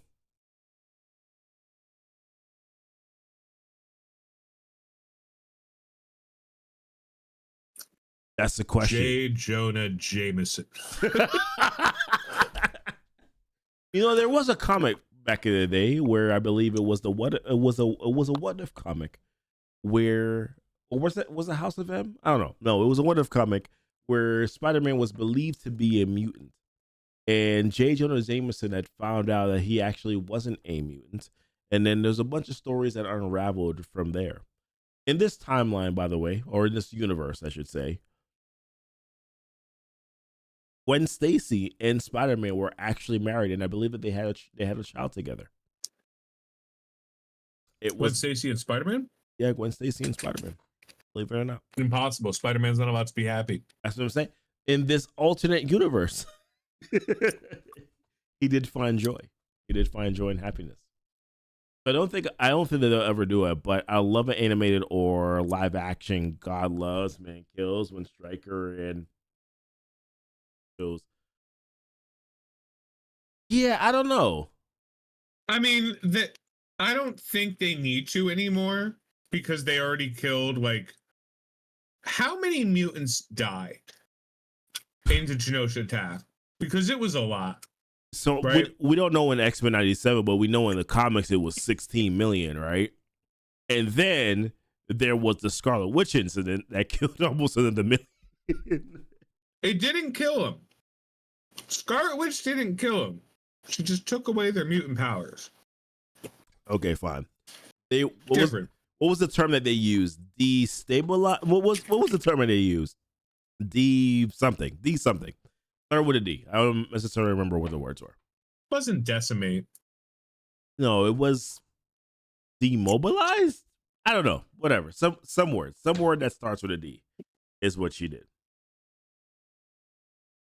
And then so on. Too soon for that one. Yeah, so on and so on. We're dealing with other important things. Those are semantics that we don't have to do. But I think that she's either behind the story of the Sentinels being able to be there, or it's Mystique. She seemed happy when Cyclops was there, but when Magneto showed up, she seemed less happy. And they wrote it as if it could be that Magneto's a bad guy, but that's called good writing. What if instead of it's because Magneto's a bad guy, it's because she thought she could manipulate Cyclops, but she was like, oh shit, it's Magneto. and here's the thing too. She gasped when she saw Rogue with Magneto. Yeah. That would make sense considering that Rogue's her daughter. Exactly. So yeah, Val wouldn't give a shit about Rogue and Magneto. Yeah. You're 100%. She'd be like, whatever, dude. All right, so Magneto's getting some. Good. Yeah, the fact that she gasped at that, and then when she found out that, when Magneto was talking, she was like, "Oh, you're gonna go with Magneto," and then I think they mentioned Rogue. She was like, "Well, what did she say?" I'm like, see, that just seems real sketchy to me. I think this is Mystique. Val still cares about Rogue. Mystique still cares about Rogue, right? This to me and right Nightcrawler. here. And Nightcrawler, correct. There's a lot of presumed dead. The only one we know is dead is Callisto. She dead, and Gambit. Callisto is dead. If I'm not mistaken, didn't they show Emma as well? I know Sebastian Shaw. They showed him. He dead too. They showed them like unconscious. Like the difference is like eyes open, eyes closed. Okay, if I see fair. somebody with their eyes closed, they could be unconscious. That's fair. If I see somebody with their eyes open, like we actually, if you go back and watch, we saw the light leave Callisto's eyes. We watched her die in real time, which is like fine because fuck Callisto, but also like, man. Yeah. Oh, I know. I like how Rogue was showing all that skin in the dress, only to realize she couldn't touch that shit called Nightcrawler after she said, "Fair."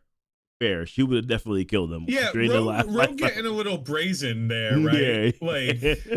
Like, I'm aware this beautiful dress with like 30% of my upper torso revealed. Yeah, Mystique working for Cassandra.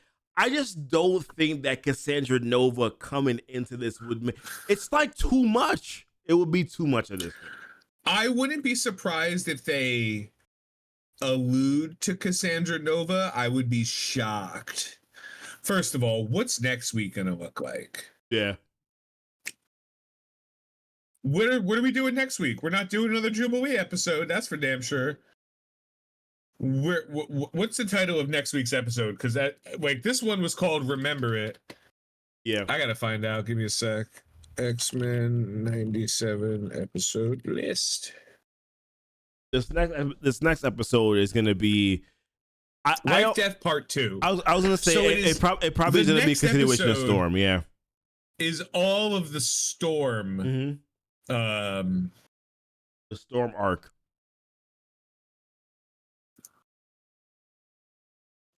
Then we have Bright Eyes.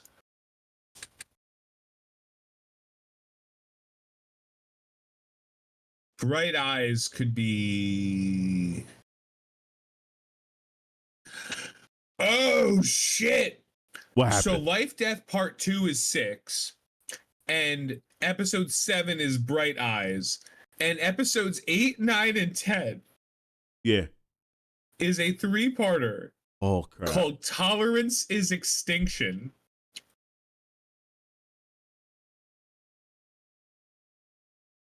What are we about to do? I think they're bringing in Krakoa. Unfortunately, I think I said it was too early, but Tolerance is Extinction speaks to Professor X being like, "Oh shoot, yeah, no. I thought we could live a peaceful world, but I just realized that we can't." Tolerance is Extinction. Oh man, that's a quote. That's a comic quote. That's a 3-part episode or 3-part series.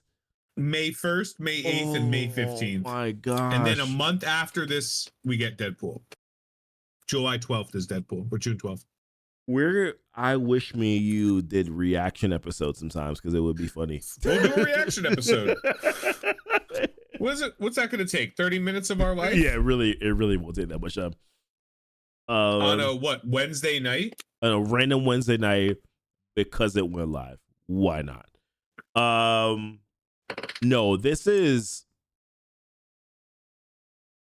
Me and you can theory craft whatever the hell that might mean because there's so many thoughts that I have currently right now, and I don't know if I can properly spit them out in a coherent manner. But dude, I watched it like Wednesday afternoon because I think it went live at Tuesday night or something. Yeah, nobody's gonna watch that whenever it goes live, bro. Like that's I usually don't watch it until like 10 a.m. in the morning. That's usually when I watch it. Like I'm with my daughters and I'm like, okay, let's do this. And like I said, me and you have the same sort of kind of like cadence. It's like, let's watch it and enjoy the experience. Basically what happens for me is like, I wake up, I send the twink off in an Uber, and then I watch X-Men. That's my day. Shoo. when Disney Plus is working, no, that's overrated. I told you, Jay. That's overrated, my guy.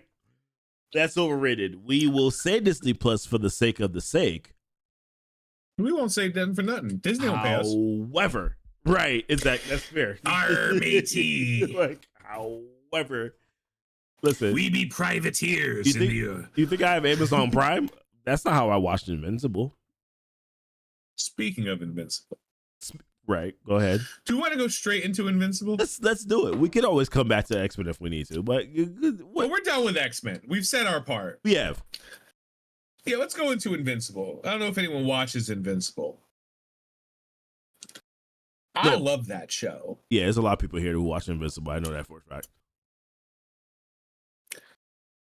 I can't be the only one that's like, yo, you ain't give me enough. Mm-hmm. Right?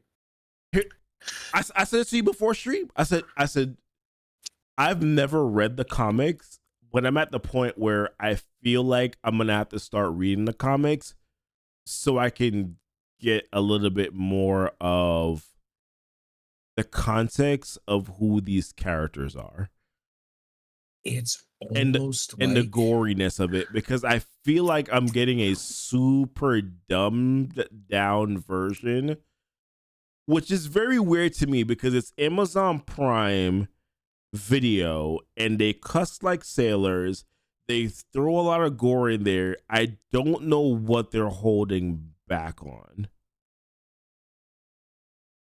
So I don't get it.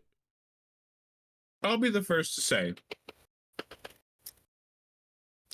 I don't have intimate knowledge of how these things are done. I have secondhand knowledge of how movies and TV shows are made. Okay. I have never been involved in a movie or TV show.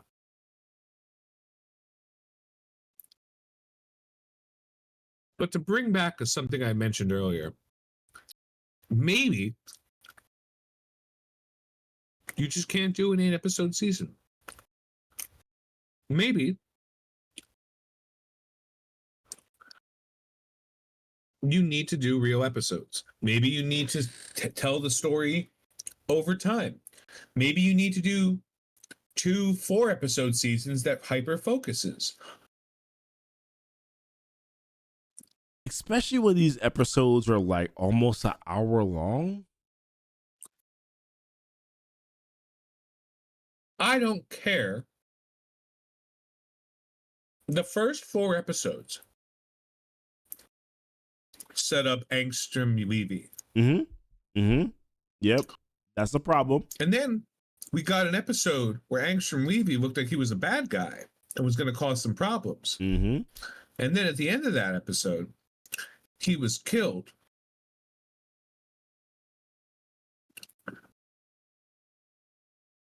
I don't care. I feel like, Jay, we're going to talk about that. I feel like you just burned your season big bad for nothing. Nothing. Absolutely nothing. And you end the season with the most interesting thing, but after 4 episodes, a 2-month break and 4 episodes, each released individually week by week, I'm going to be the person to say it because I'm an adult. Go to hell. I'm done. Yeah. I'm done. I'm done. I don't care.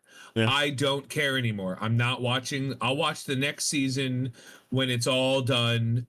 Y'all got to fix some stuff because you gave me 8 episodes. I didn't care. Season 1 of Invincible, edge of my seat. Everyone. Yeah.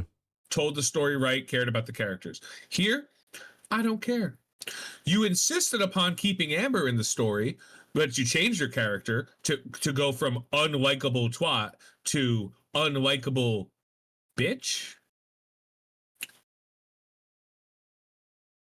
It also, here's the thing too, like you kind of turned and maybe, well, kind of Mark has always been this way, but it kind of turned him into a wuss.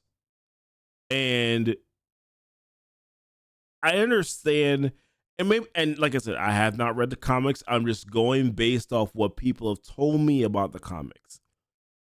Mark is not a wuss. He's a little bit confused, but he's not necessarily. He's not necessarily scared. A wuss per se. He's just afraid of the fact that he might kill a mother effer if he really puts his back into it.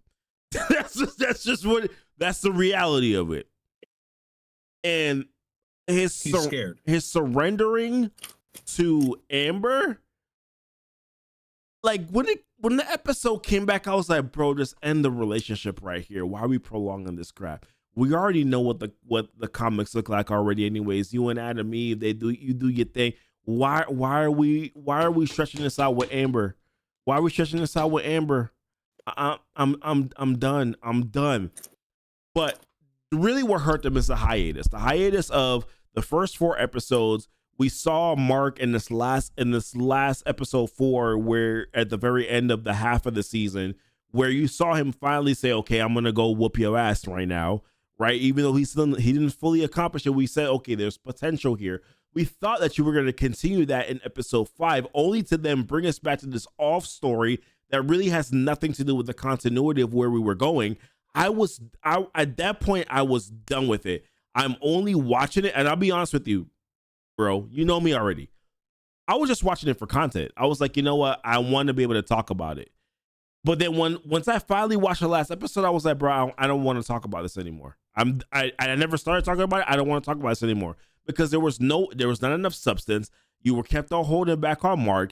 You were giving me too many different storylines. There was a storyline of Rex and Adam Eve and Kate and Immortal. You're giving me that storyline, and then you're giving me the storyline of his dad and the books, and you never really completed the process of what the books meant.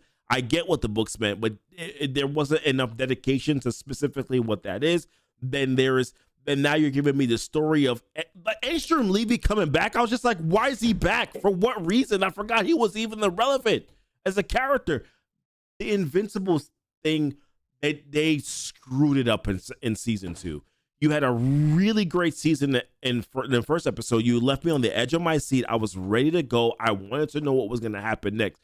Season 2, you had me up until episode 40. You took a 2-month break for no damn reason, because my understanding is that the episodes were already done. So I don't really understand what you did to delay it for 2 months. And what they did was, everyone has Amazon Prime for December and January because that's Prime buying to season. So they did it when they knew people might not have Amazon Prime.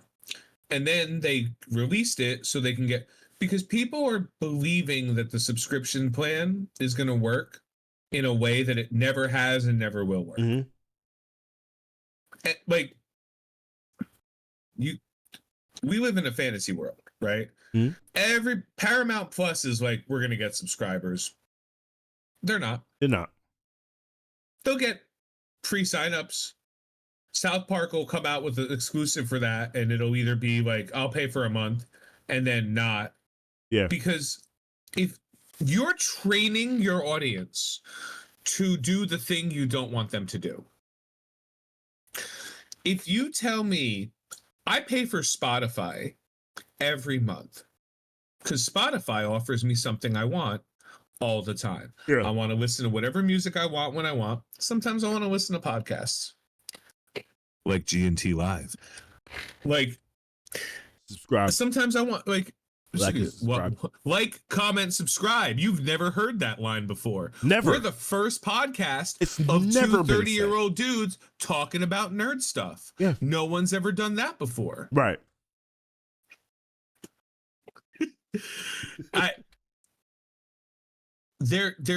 Netflix is the only one that will go forever. Netflix will always go. Doesn't matter what they do. Because Netflix is just like, watch this shit. Yeah. And they're like, cancel? What are you going to do? Cancel? Yeah. No, you're not going to cancel. They're doing the subscription box nonsense. Where if you have a subscription box and you're like, oh, that's really cool, you'll buy like a 3-month sub or you'll pay for a month. They're like, oh, it saves me money. But like they're like Loot Crate used to be the big one, right? They died. There are no subscription boxes anymore. There's like 2. Nobody cares anymore. Yeah. That used to be the thing. You were subscribed to Loot Crate. You were subscribed to Bespoke Post. You were subscribed to, I don't know, Fit Tea Quarterly or whatever dumb stuff. But you subscribed to these boxes and you got stuff. And over time, people are like, yeah, but like it's not good enough. Every month isn't good. Especially so when there's other means to be able to get the crap that you want. I'd rather pay $15 for the month I want than pay $12 for 3 months and get 2 months of stuff I don't. And that is what the subscription model, that's what broke the subscription model, and that's what's breaking. I don't want to say Amazon Prime because a lot of people have Amazon Prime not because of their stupid TV shows, but because it's Amazon Prime. So it has nothing to do with it. But all of the other TV shows, HBO Max, whatever, they're living and dying off the idea that like if we keep this up, it'll be like a TV channel and we'll get these monthly subs of $4.95 or $6.99 or $11.99, and more people are like, or I could just wait and watch it all. Yes, but then you won't be able to talk about it. Why? I can watch it on Netflix. I can watch a YouTube video of someone talking about it. Correct. And I can have everything. I can talk about it with anybody I want. I have to wait exactly an hour after I wake up every day to see what Screen Crush or Rock Stars, Heavy Spoilers, Cosmic Wonder, those guys, Heavy Spoilers say about whatever I missed. Yeah. And if it's a movie, I can wait for the day of and then just watch Jeremy Johns do a spoiler video on it and be like, cool, this is the talking points that I need to keep up with people. So if someone goes, yo, did you see Shogun, which is a show I've been watching, I'm like, oh yeah, Shogun's great. Shogun is on FX. Shogun is a great show. It's a high quality drama. I don't mind waiting a week because it gives me time to process the information. Yeah. Invincible is a poop and fart joke anime that I don't need to wait a week for. I understand that anime is not the same. Like actual anime is not the same. I love anime. I just finished Solo Leveling. Well, the anime season 12. I'm constantly running through other anime at all times. Yep. I love it. And I'm okay with the weekly release structure of anime because it's released on TV in Japan. And then they have to have the localization team do like, I get it. It takes time. I'm cool with it. But also, every episode of an anime I watch now, we're not in the old days of Dragon Ball Z, right? Mm-hmm. We're not in the every 22-minute episode is actually 8 minutes of TV, 7 minutes of previews, and 3 minutes of post views. You know, like we're not doing that. We're not. We're done with it. Netflix is like, watch this or don't. I don't care.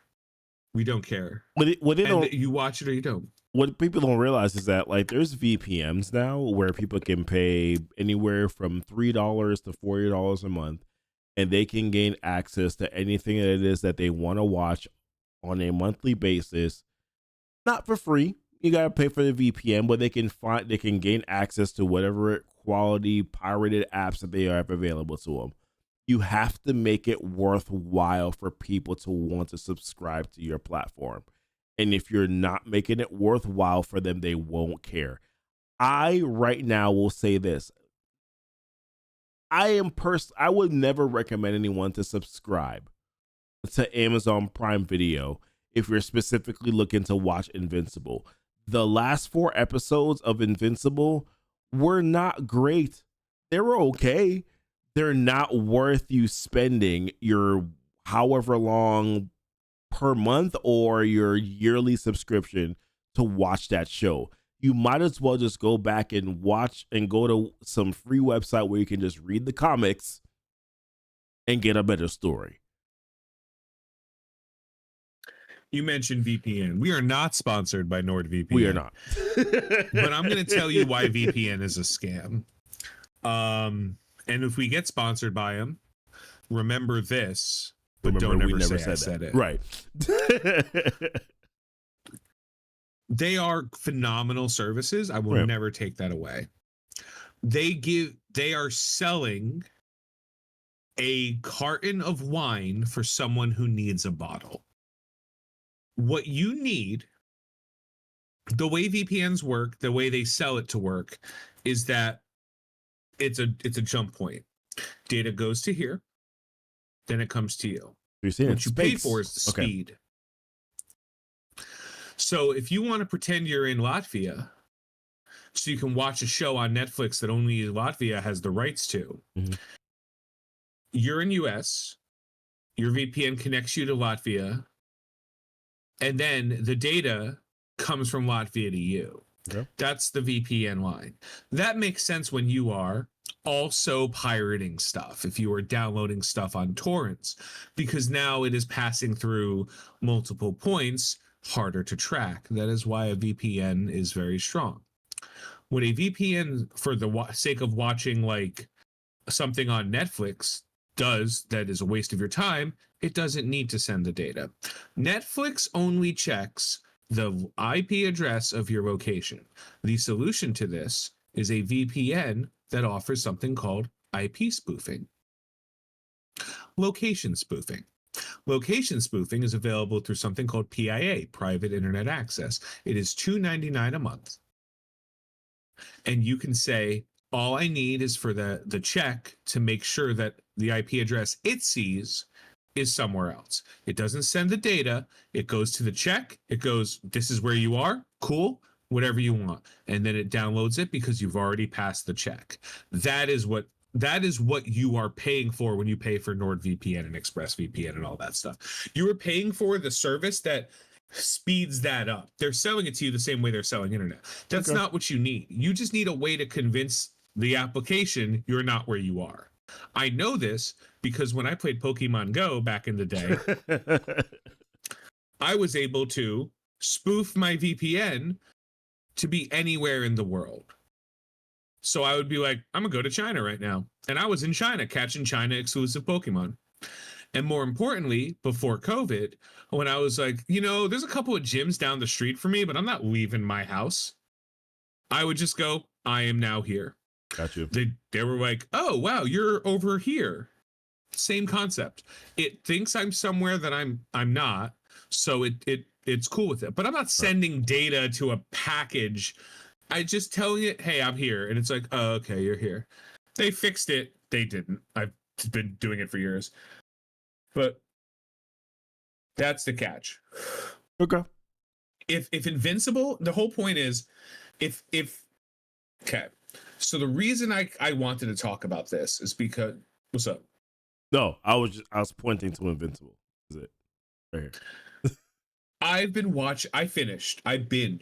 Yes, binged 8.5 to 9 hours of watching. Oh my goodness. How did you do how long did it take? I mean, obviously the amount of time, but what time span did you do that in? Like a day, 2 days? Oh, full day. A full day? I didn't go to sleep until like 3 a.m. that day. Okay. Because it was so good. Fallout dropped all 8 episodes. Okay. They're like, here's Fallout. And I was like, cool, episode 1. Watched it with a bunch of people. Was like, yo, it's a good episode. Let's watch episode 2. Cool. Hour 15 was the first episode. Hour 5 was the second episode. Hour 12 was the third episode. This is kind of bringing in a lot of the stuff I talked about earlier. 1, do not limit yourself in how long your episode can be. Just write the story that tells the story the best. Yeah. And then record the best way. If you have extra footage, but it doesn't fuck with the story, leave it in. It doesn't have to be exactly. There's no commercials. There's no ad breaks. Just put it on. Let it go. When you're giving me these exact cut 30 minutes, you end up with half of a Jubilee episode and half of Life Death. Yeah. And now we're getting a full Life Death episode. Really? You couldn't have given me like a Jubilee and a random episode and then an hour and a half long or an hour long of Life Death episode? Yeah. I'm just saying, I loved Fallout. It was enthralling. If you're unfamiliar with the universe, it doesn't matter.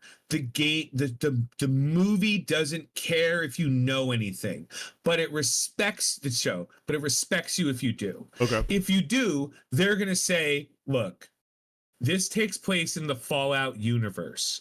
There are a lot of different things that take place in the Fallout universe.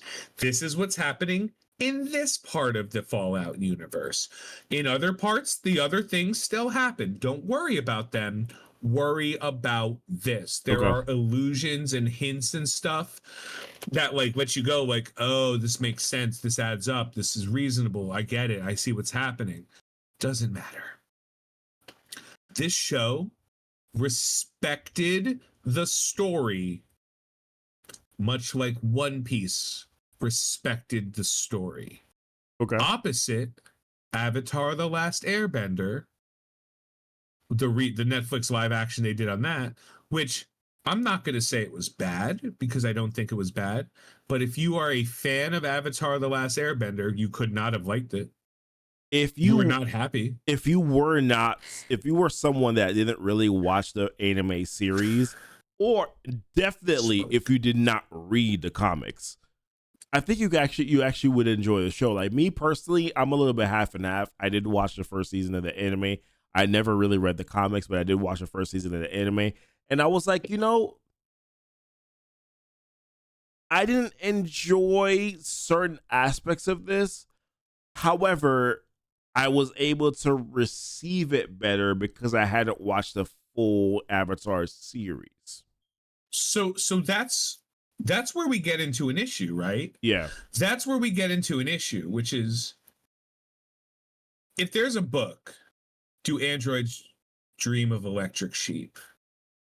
Right? It's a really specific one, but okay, proceed. Do androids dream of electric sheep is the name of a book is that like an actual exists. legit thing that I'm missing right now? Yeah. Do androids dream of electric sheep is a book. It was in 1968. But nobody knows that title unless they read the book, because what people know from that is the movie that was made based on that, which called is Blade Runner. Blade Runner, okay. They took something, they changed it, they packaged it different, it succeeded. If you take something and you change it and you package it the same, here's what's going to happen. Wow. How am I saying this? Because historically, this is what happens. I'm following you. If you change it, people are going to be like, that's not what I wanted. And maybe you'll find some success because you've told a decent story, but you've now told the people who like your story, right? Yeah. To not watch this anymore. And that's why Sony can't make a good movie worth a damn. Because they're like, we're going to make a Spider-Man movie, but it's going to be about things that nobody cares about in the Spider-Man universe. But it's Marvel, so it's going to be popular. Really? Madam Web. Is it though? Yeah, exactly. It's not. But they don't know that because they don't understand. They have the rights that Sony should be making $1 billion. Every movie Sony should come out with should be $1 billion. Madam Web should have been $1 billion movie. Madam Web easily. No, you're right. It easily could have been if they had found a way to connect it back to the Spider-Man story instead of having it being this own independent thing. But also, to be fair, all they needed to do. This is gonna sound wrong, and I apologize. Sydney Sweeney in a bikini. We talked about this. If you just had not even. You didn't need her. You didn't need her in a bikini. You just need her in her Spider-Man suit, her Spider-Woman suit. That's it. In her tight ass Spider-Woman suit, you would have been fine. You would have been fine. That's it for the entire movie. I've spent no time thinking of this. Would you humor me for 3 minutes? Go ahead. Okay. Cassandra Webb. An orphan working as a New York City EMT, right? EMT. Yeah. Has no idea about her past, but is always drawn to help people, and finds that working as an EMT, she can almost like supernaturally predict when someone's going to need them. Hold on, you trying to tell me that she likes to help people? Proceed. I'm intrigued. Okay. She works with a man named Ben Parker, and they are wonderful friends, and they even have a little bit of chemistry. Mm-hmm. But Ben can't do anything because he's in a relationship with a hot young Marissa Tomei. So they're friends. Maybe they might have done something, but she gets into a car accident, and she like in her passed out, she has a vision. And the vision, I'm reading it too. I read it too. Our chat's great. I love you guys. Her vision shows that a man dressed as a spider that looks vaguely familiar to her as she describes it to her partner, Ben Parker. He looks familiar in ways that she can't understand, but he's hunting down young women. So she slowly starts tracking these young women. And as they begin to trust her and explain, oh, no, I'm an EMT. Someone's coming after you. I have a bad feeling about this. My feelings tend to be right. This man shows up exactly 4 times. Once for each of the bad guys. Mm-hmm. And once in the end, when he explains why, she is teaching them all things that she believes they need to know in order to survive. As it is slowly revealed that the connection all 3 of them had was the orphanage. And that the reason she was an orphan in the big 3rd act reveal and fight was that this man has been tracking people who are involved with a specific version of spider that was found in the Peruvian rainforest. Okay. And that while her mother was pregnant with her, she was bitten, and a local tribe took them in and delivered her, and he brought her back to New York because he felt bad for her. But now that she was standing in his way, and why he was fighting these women, because Jet Li rules, we're stealing from the one, the more spider powers there are, the weaker spider powers he has. Because that's what Ezekiel Sims was. You now have a story with a compelling main character who is not an action hero, but a smart and brilliant hero, with 3 characters who do not yet have spider powers, but will because of fate. And Madam Web can see that fate and string that fate, even though she didn't know how to do it until the end. I just made a better Madam Web in about 3 minutes. And I literally just pulled that off the top of my head. Give me another hour, I'll write a fucking script. Right? Like, Morbius changed nothing except the fact that Morbius is a good guy. He needs to do evil and regret it. Make him Catholic. Okay. You make him Catholic, you make him Daredevil, we're good. Don't make him drink these, make him like Morbius had, like, it's so crazy how close all of the Sony movies are to not being dog shit on ice. And then somewhere they just go like, we got to get it out. We got to get this movie out. Like, let's go. Yeah, we don't want to force. We don't need it. We can't think about this plot line anymore. We got to finish this off. No, I like like the Madam Web. I like the Madam Web thing. There are some flaws, right? But once again, you're doing it off the top of your head, because I will say that I didn't say it was a good movie. I said it was a better movie than Madam Web. I still think that there needs to be a little bit more action from the 3 Spider Woman instead of it being like a Madam Web. Oh, I'm facing. But that's the thing. Her flashes. Mm-hmm. Her flashes could have that. Her flashes can have, like, as she gets more in tune with her powers, she can start, when she's teaching them skills. What are we teaching them?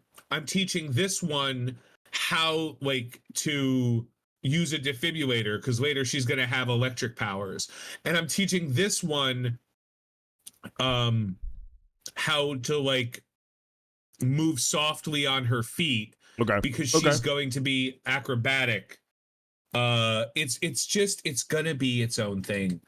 Like, and again, I'm just making I really haven't. I had a lot of thoughts in this movie, but I never thought to make it better, because why am I going to improve dog shit? Like, just let it die. Also, that's a lot of work in general too, if you kind of put it in that perspective as I just can't, man. Like, what is Kraven going to be about? What they've told me about Kraven, there's nothing they could do. There's nothing. We've already seen the Red Band trailer for this movie, and I'm like, I don't care. You've already made me not care, because you're telling me that this guy is like a mystical, like, no, just tell me this dude. Kraven was the best in the Ultimate Universe. He was a reality show guy. He was Steve Irwin, but killed animals.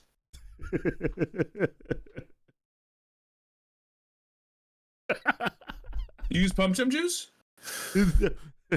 It's actually pronounced pum pum juice, but that's why I told him to look. That's not the same.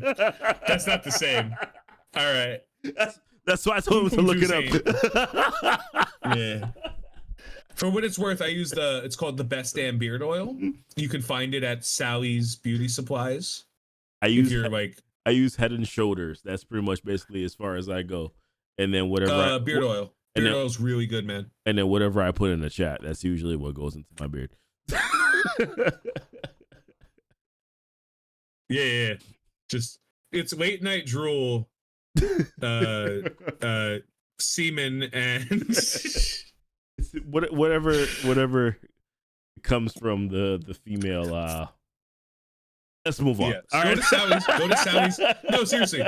For anyone with a beard, go to Sally's Beauty Supply. They have a men's section. It is abysmal. It is like me wide. And they have something called the Best Damn Beard Oil. They have different smells and scents. And is this seriously what it's called? The Best Damn Beard Oil? Best Damn Beard Oil. Yep. Wow. Best Damn Beard Oil. And it is usually, I like the juniper one because the smell of juniper is awesome. But they have a lot of different scents, and it's just like pop, pop, boop, rub it in, done. Super smooth beard every time. Oh man. Where are we? I'm trying to remember. Have we covered it all, or do we still have some more that we need to talk about? We have a lot more.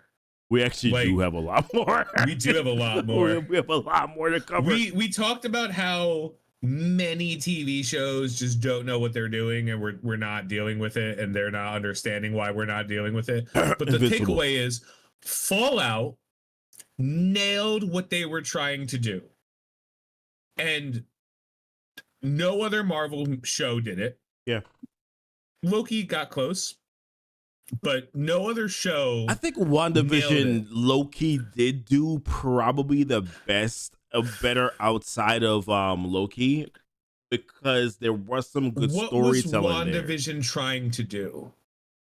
Well, that's the thing though. WandaVision was trying to set up Multiverse of Madness. That's really ultimately what it was trying to do. Which it did, but then Multiverse of Madness didn't pay it off. That was the issue. I think that's the Multiverse Madness problem. The TV show I think it's the opposite. Multiverse of Madness was the movie, the thing that mattered. WandaVision needed to set that up better.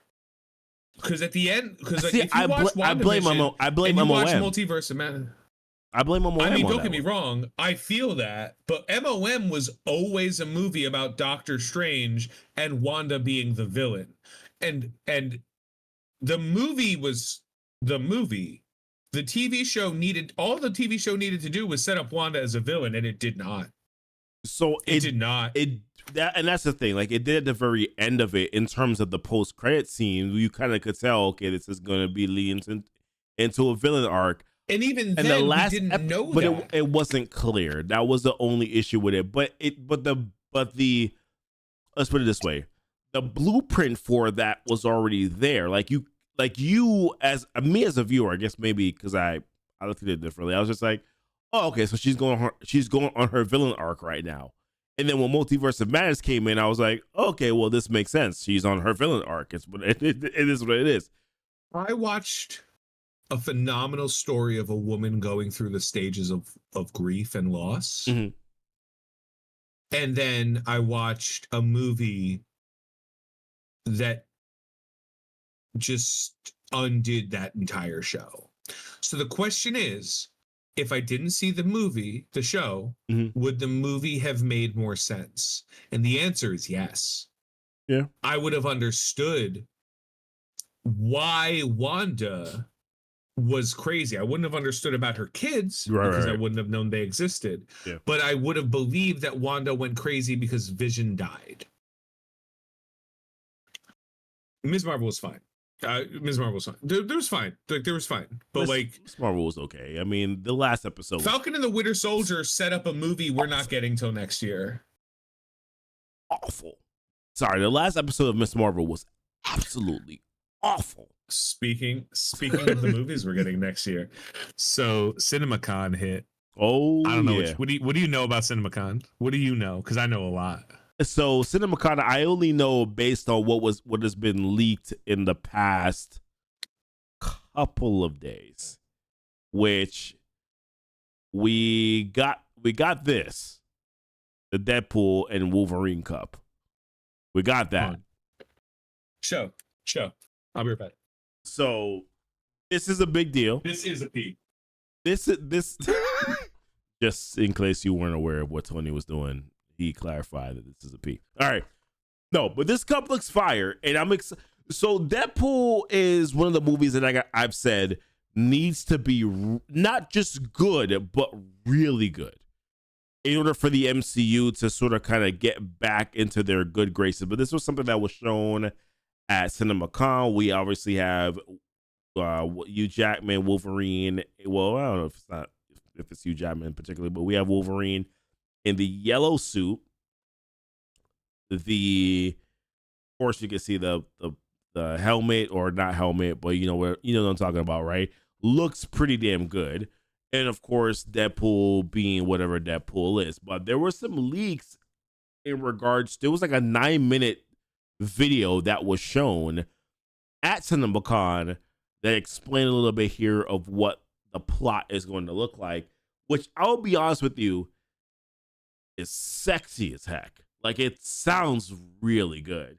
And they're pulling in some things that they weren't. So I don't know if you guys know, but there was going to be a movie before. The Fox had a movie that was set up for Deadpool, and the movie was going to have basically Deadpool kind of like essentially retired from being Deadpool.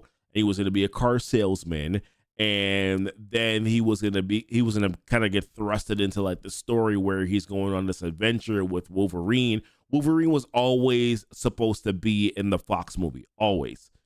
So when Marvel took over, they pretty much basically said, all right, well, we're going to adapt that storyline a little bit here, and then we're going to make some modifications and then involve the TVA.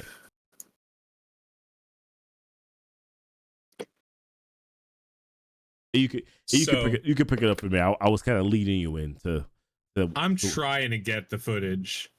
So there's two things that were revealed. They revealed 6 minutes of footage from the almost completed, and it's all because of reshoots, Brave New World Order, whatever the Captain America movie is. We'll talk about that after. Then they released 9 consecutive minutes of the Deadpool movie. and it's early in the movie, probably the first 9 to 10 minutes of the movie. Yeah. And it's Deadpool retired from being a superhero. But Peter, who he saved when he went back in time, trying to convince him to pick it up again for X-Force. Mm. But Deadpool doesn't want to. And the reason Deadpool retired is because Vanessa left him. Oh, I did not know that. This is what the footage showed. Okay. I'm trying to get my hands on it. Vanessa left him. So he's trying to live his regular life as a regular person because he has friends and he has people, but he doesn't have Vanessa anymore. Mm. So being a superhero cost him the only thing that he cared about, so he didn't want to do it anymore.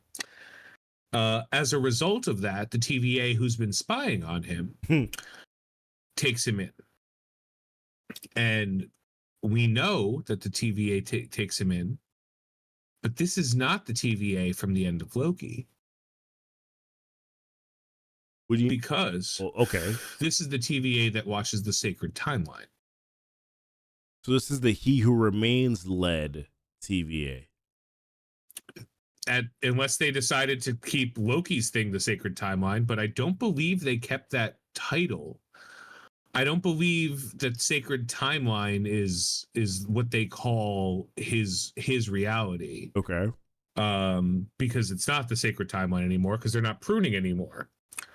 So the TVA, again, another series where the TV show is probably going to be more confusing.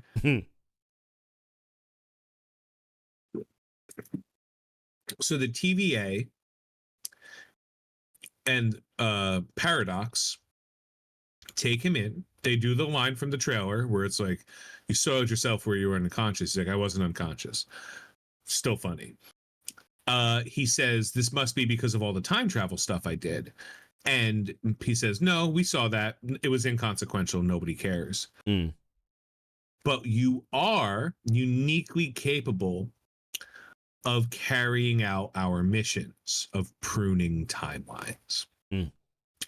Then invites him from a parallel timeline, a non-sacred timeline variant, to come to the sacred timeline and help keep it pure. Okay. And they show some footage of the MCU, but then they show some like alternate reality footage of like scenes that happened in movies, like one scene with Thor and Deadpool instead of Thor and Loki. And he's like, oh, you can't see that yet. Yeah. You can't see that yet. So he is hired by the TVA to prune all of the Fox realities. Okay. And some of them have already been pruned, which is why when you see some characters, like the trailer had Pyro and stuff, they're in the void at the end of time. Yeah. Mm-hmm. But when he goes to find Wolverine, he finds a younger version of Wolverine from another reality that never happened. Okay. And that is the version of Wolverine that Deadpool teams up with to fight the TVA, because the bad guy in this movie is Paradox. Is that guy. He's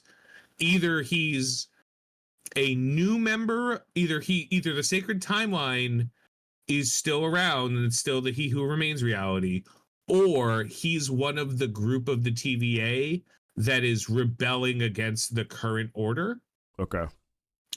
And wants to return back to the sacred timeline, which they did set up in Loki. We don't know that. But this was all the first 9 minutes they showed. Mm-hmm. The opening scenes of the movie is what they showed. So, okay. As for the Captain America one, this one's a little bit more nuanced. It's not a consecutive series. Okay. It tells us 3 things. The first, there are no Avengers right now. Yeah. There are people who were Avengers. The Avengers do not exist. They're nowhere. There's no leadership. They're just a bunch of people just doing what they got to do. Yeah. And they make a comment on the fact that Harrison Ford is now Thunderbolt Ross. The comment supposedly was something along the lines of, "I like your new look." And Harrison Ford says, "Yeah, I had to shave the mustache to get elected because he's the president." Yeah.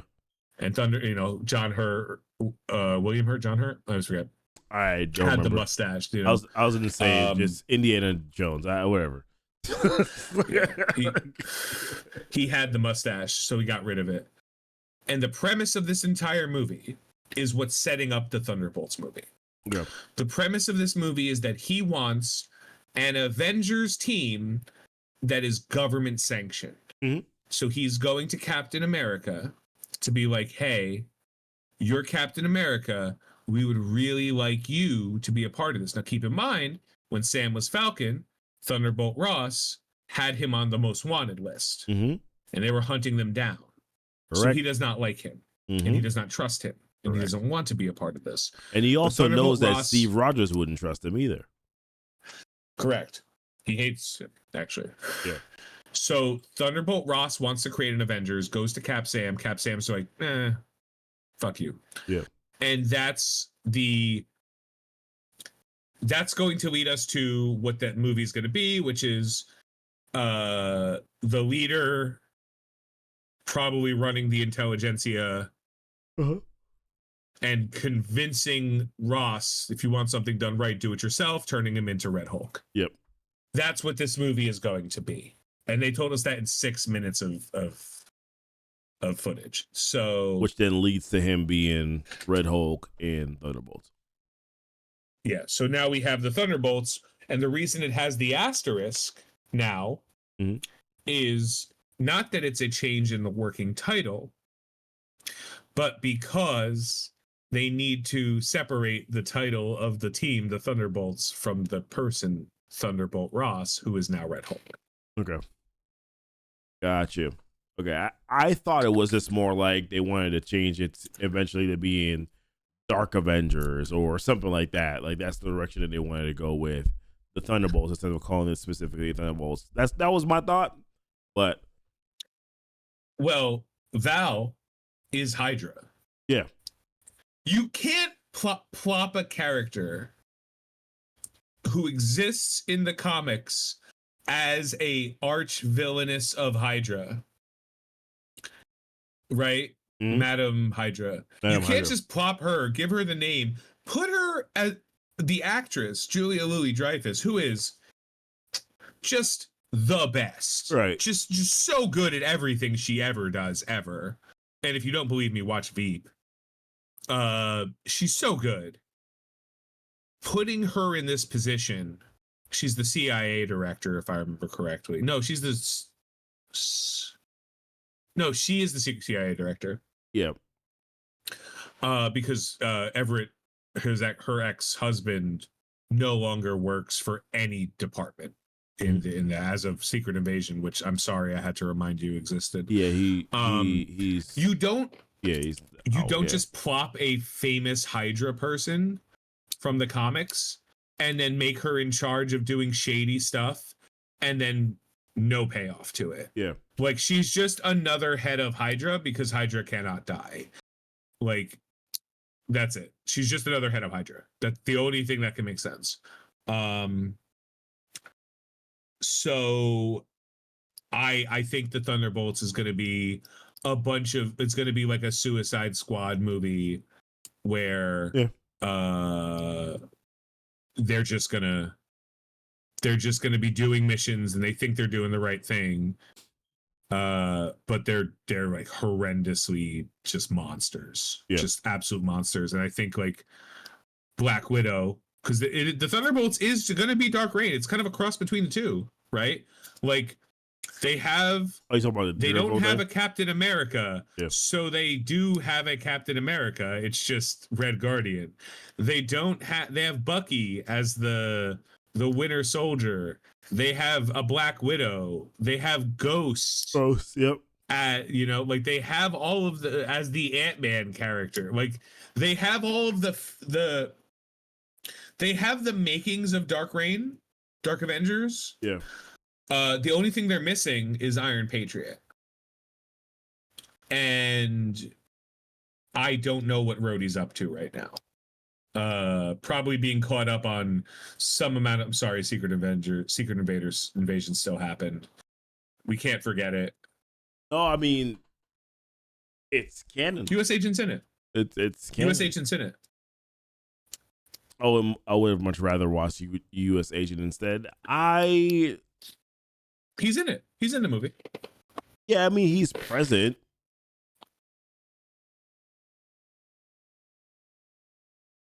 They're missing Iron Patriot and Venom. I don't think we're ever going to see a Venom. But like we can do Iron Patriot. If Harrison Ford does, yes, correct. If Harrison Ford doesn't say "get off my plane" at least once in this, it is a failure of a movie.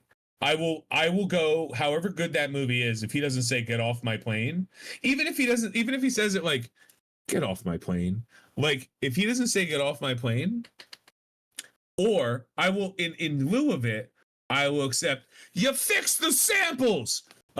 Because that's a different Harrison Ford movie. It's not Norman Osborn. Norman Osborn doesn't exist in the MCU. Norman Osborn? Oh, okay. No. Norman Osborn doesn't exist in the MCU. We know that because in Far From Home, Norman Osborn was not a name that was recognized by anybody. And he said, when I went to my house, another family was living there. But it wasn't like him. Norman Osborn is not a person in the MCU, and I think that's brilliant because Norman Osborn, one thing I will always give credit to Marvel, they have nailed the idea of let's not lead with the big bad. Let's work to the big bad. And when Far From Home introduced Norman Osborn, and it was Willem Dafoe, he was the Goblin, man. Yeah. That was the Goblin. That was a Goblin we could never have hoped for. Never have hoped for. Iron Man has one big bad. It's the Mandarin. They ruined it, and then they tried to fix it, and they ruined it twice. Whatever. But Iron Man has one big bad, right? It's not Whiplash. It's not he's one. Ant-Man has no big bads because Ant-Man has one big bad. It's Ultron. We're done. Black Widow has no big bads. Which Ant-Man specifically? We gotta talk about that because that's Hank Pym has one big bad, and it's Ultron. Scott Lang's big bad. Yellow Jacket. I mean, it's no, it's way worse than that. I don't even know. All Ant-Man sucks. No one reads Ant-Man comics. You are correct. You're correct on that. Like, we don't. Ant-Man's an Avenger for a reason. The Avengers are all right. None of these guys can sell comics on their own. There's a reason. Let me put it to you this way. There's a reason that like they put Wolverine and Spider-Man in the Avengers, and it wasn't because they were like, these guys can't make it. It was because nobody read Iron Man. It was because nobody read Spider-Man. It was because nobody cares about not Spider-Man. Captain America. Captain America, yeah. Thor is boring. Not anymore. Thor is actually really fun now, but Thor was boring. I'm thinking of other Wave 1 Avengers. Oh, Ant-Man and the Wasp. Great. The spousal abuser and the influencer. Like, okay, fascinating. And also that's probably why they didn't use Hank Pym as the original Ant-Man. Because like they'd have to write like in order to be true to the character, he'd have to be like kind of a twat. Yeah. And they're like, I mean, he kind of is, though, make him an old, to be fair. Yeah, that's it. They chose to make him an old curmudgeon, which is like, that's fair. because he's 100% that right now. Yeah, he's just kind of a dweeb. He is. Oh man. So those are some interesting plots, I think, on Cap. I think I'm cautiously optimistic about the Cap movie, because it is an interesting way to introduce this character into the it's not necessarily introduce, but we haven't seen him for so long, bro. Like, when was the last time we saw this dude? Falcon Winter Soldier? 2 years ago? 3 years ago? I mean, that's like ages ago, bro.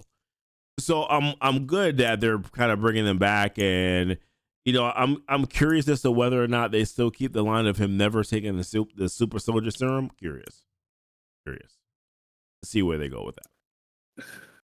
But with that being said, they gotta start building out this Avengers team at some point in time, and they have to establish who the leader of the Avengers is. Right now, we don't have that one. I'd be very interested in seeing, like, while the Avengers can't get over themselves. Mm-hmm. And I wasn't a fan of this. Somebody pitched an idea to me that I said, all right, I could watch that. I'd watch that movie. And I don't like the Young Avengers. Okay, spoilers about me. I don't like child actors or children in like any form of media. And the main reason is simple. If you're like, you cannot be a good child actor. It's impossible. Like, you just can't. You don't understand subtext. You don't understand, like, the best child actors are background actors because they're just being kids running around doing kid stuff. But, like, you either have a child that is, like, precocious beyond their years, and I'm like, that doesn't resonate with how children are. Mm-hmm. Or you have a child that's, like, stepping all over their lines. I don't like child actors, and also, like, feel free to watch anything about the Disney Channel at any time about how it ruins your life. There are no child celebrities that are okay. For more information, Billie Eilish. Like, there's nobody who's famous when they're young and grow up to be okay. Jeanette McCurdy has I Hate My Mom. I'm glad my mom's dead. She wrote a book about it. Yikes. Like, it's terrible. Britney Spears, right? Like, it's a terrible thing. I don't like child actors. And I don't like the idea of pitching things to kids so that kids like it. Kids are imaginative by nature. Let them imagine. Yeah. Let them pretend. Let them aspire. Give them something to believe in. Quiet on the Set, Dark Side of Kids TV. Yep, that's the one I was talking about. I would be cool if, because the Avengers can't get their shit together, the Kamala Khan starts ripping these 20-somethings. How old was Tony Stark? Right? He was in his late 30s, early 40s. Yeah. Around there. When it's how old, Captain America was 75. No, like, he was in his 30s. He was old as heck. He was old as dirt. But just looked young as heck. He might have been like, by the time he was thawed out, he might have been like 25, but like, he was a very old 25. Mm-hmm. He was also years beyond, because he signed up for the military in his early 20s. Oh, yep. And then he served for like 4 or 5 years because it was before the end of the war. Mm-hmm. So like, yeah, like, Cap's got some time on him.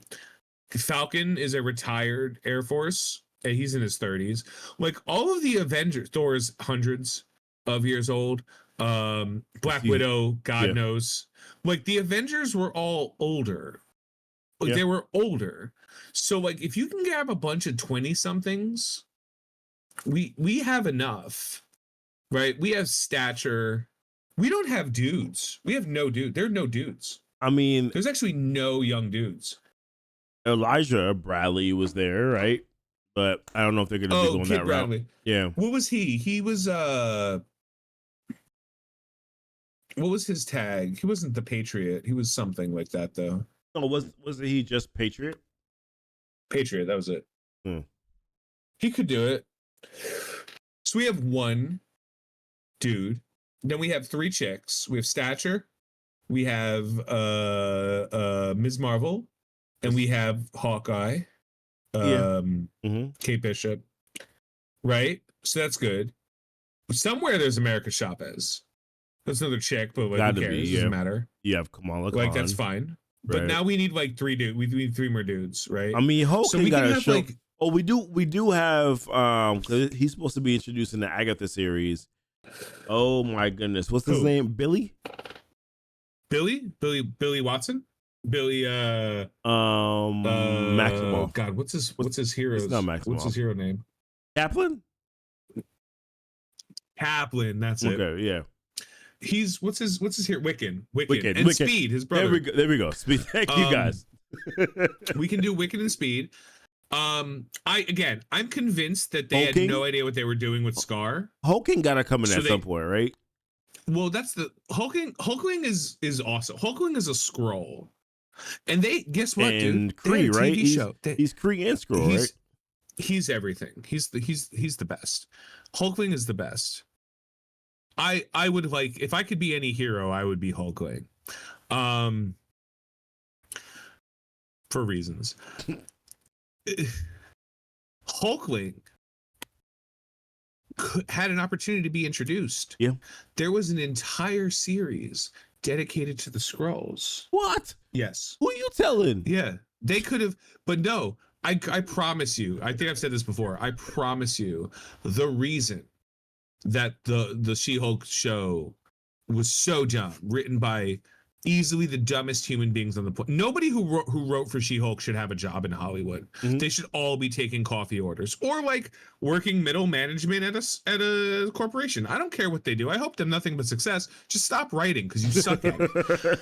Like, I guarantee you, someone's like, we have to work Hulkling in, and someone was like, Hulkling, Little Hulk. What's Hulk's son? Scar. Put him in, and they're like, fuck it, keep it. Nobody checked it. Right. Scar is trash the way they've produced him. Scar as a character is interesting because he hates the Hulk. Interesting. Which is like everybody. I think they have enough to do like a mini Avengers, not a young Avengers, a mini Avengers team, where a bunch of kids try to go out and stop a world-threatening problem, and they get their ass kicked and make it worse. So that, they just get shit pushed into a million. Like Hawkeye, like Kate Bishop shoots an arrow at somebody who's very clearly unable to be damaged by an arrow. Like Ms. Marvel. You mean like Ms. Marvel? Oh, sorry, too soon. Yeah. Prince T'Challa, the baby. Axel, God, there's so many garbage. Fuck kids. But I want them to get their ass kicked. I want the next Avengers movie to start with a bunch of Kamala Khan-led younger, like late teens, early 20s heroes who have no idea what they're doing. No idea. Just, and I want them to fight. I'm gonna just pick a character completely off the top of my head. I want them to fight Super Skrull. Yeah, no, fuck everything about what you just said. I want it to be an invade. Yeah, you know what? I want it to be a Kree or an invasion or something. Shi'ar, I don't care. I want them to fight some like B-list villain. Galactus. I want you know what I want? I want them to be the New Warriors. I want them to fight a villain, and then because of them fighting a villain, hundreds, if not thousands, of innocents are killed Ooh. because they fought the wrong villain. Like they fought the wrong person. Okay. Kind of like how Wanda throwing crossbones enacted Civil War. I want them to be like a bunch of untrained, arrogant prick kids trying to fight someone in like Vermont, ends up destroying a Jewish community center. Like I'm just picking stuff off the top of my head, you know, like a YMCA or something. No, I'm good with outrageous. Hold on, I'm gonna take a break. You go ahead. Good. I want that to happen. And I want them to fail. And I want them to fail so publicly that is the catalyst for a new Avengers team to form. Because between Brave New World, the Thunderbolts, and that happening, the world cannot be trusted to have superheroes that aren't good. Like righteous. And that's it. Face an evil on the moon. Oh, Jesus Christ. That's what I want. Because I don't think I would sit through a movie of like 20 somethings saving the day. They did it in comics. Squirrel Girl beat the Doctor Doom once. Everybody, I think like someone beat Galactus. Maybe Ms. Marvel. I don't know. Like, yeah, that can happen in a comic book because one, nobody cares. Like nobody read that comic. Nobody cares. It's a piece of trivia that's thrown out by like idiots who are like, well, actually, Squirrel Girl is so powerful. Like, well, actually, nobody reads Squirrel Girl comics, which is why she doesn't have her own fucking comic anymore. Because nobody cares what she does, because she could unmake reality and create a new world. She could be Franklin Richards. Nobody cares. Nobody wants any part of it. It's like an irrelevant exercise in being dumb that I just think is a waste of everyone's time. But I would love to see a world where they think that giving kids, young people, the power to make a difference, but without the responsibility or the wisdom, causes more harm than good. Because that's technically what happened with Scarlet Witch. Scarlet Witch, Civil War was weird, right? Because Civil War, Scarlet Witch saved about 200 civilians in a marketplace and killed, I believe, if my number is correct, 30 people in an office complex. Over hundreds of civilians. But nobody reported that she saved the lives of 200 people. They reported that because of her, it wasn't Wakandans. They weren't in Wakanda. No, Switch didn't kill Wakandans. They were in Germany. No, they were. Where were they? Hold on. Civil War, Scarlet Witch. Where did Crossbones explode? Lagos. Yeah, so Crossbones blew up in Lagos, and she saved hundreds of civilians and killed, the exact number is 32. 32 people in an office complex. Keep in mind, were they not there, millions of people would have died to the virus, and hundreds of people, if not, hundreds of people would have died to Crossbones' explosion. So Switch literally saved so many lives, and because 30 people who worked in an office building were killed, a bunch of idiots were like, this is not justifiable. In the comic book, there was no question, right? In the comic book, there was no question. Tony Stark was wrong. Captain America was right. The only people that sided with Tony Stark were people that did not like Captain America or loved Iron Man. They're called, there's a word for that, fucking idiots. If you follow the story, there is no second side to this. And it's even funnier because in the sequel, Tony Stark was absolutely right, and Captain Marvel was horrendously wrong. The comics made you hate Iron Man. That was the design of the comics, though. Yeah, exactly. The design of the comics was to make a superhero that was unlikable, and they nailed it. And Iron Man, in the comics, Iron Man was like, everyone should register because it'll be better for everybody. And Steve was like, my guy, when you start numbering people, we got problems, bro. Like, we got problems. Like, driver's licenses are not the same. You know what I mean? Like, these are not the same. And Spider-Man signed up with Iron Man because he was dumb, and then switched sides, and he was dumb for switching sides. And then shit went haywire. Civil War II Captain Marvel was the worst human being on the planet. Civil War II. I don't remember that. What happened in that one? Okay. Civil War II. Civil War I made sense. Yep. There was an explosion in Massachusetts that killed a school because the New Warriors for their TV show fought Nitro, and Nitro's power is kaboom. Yep.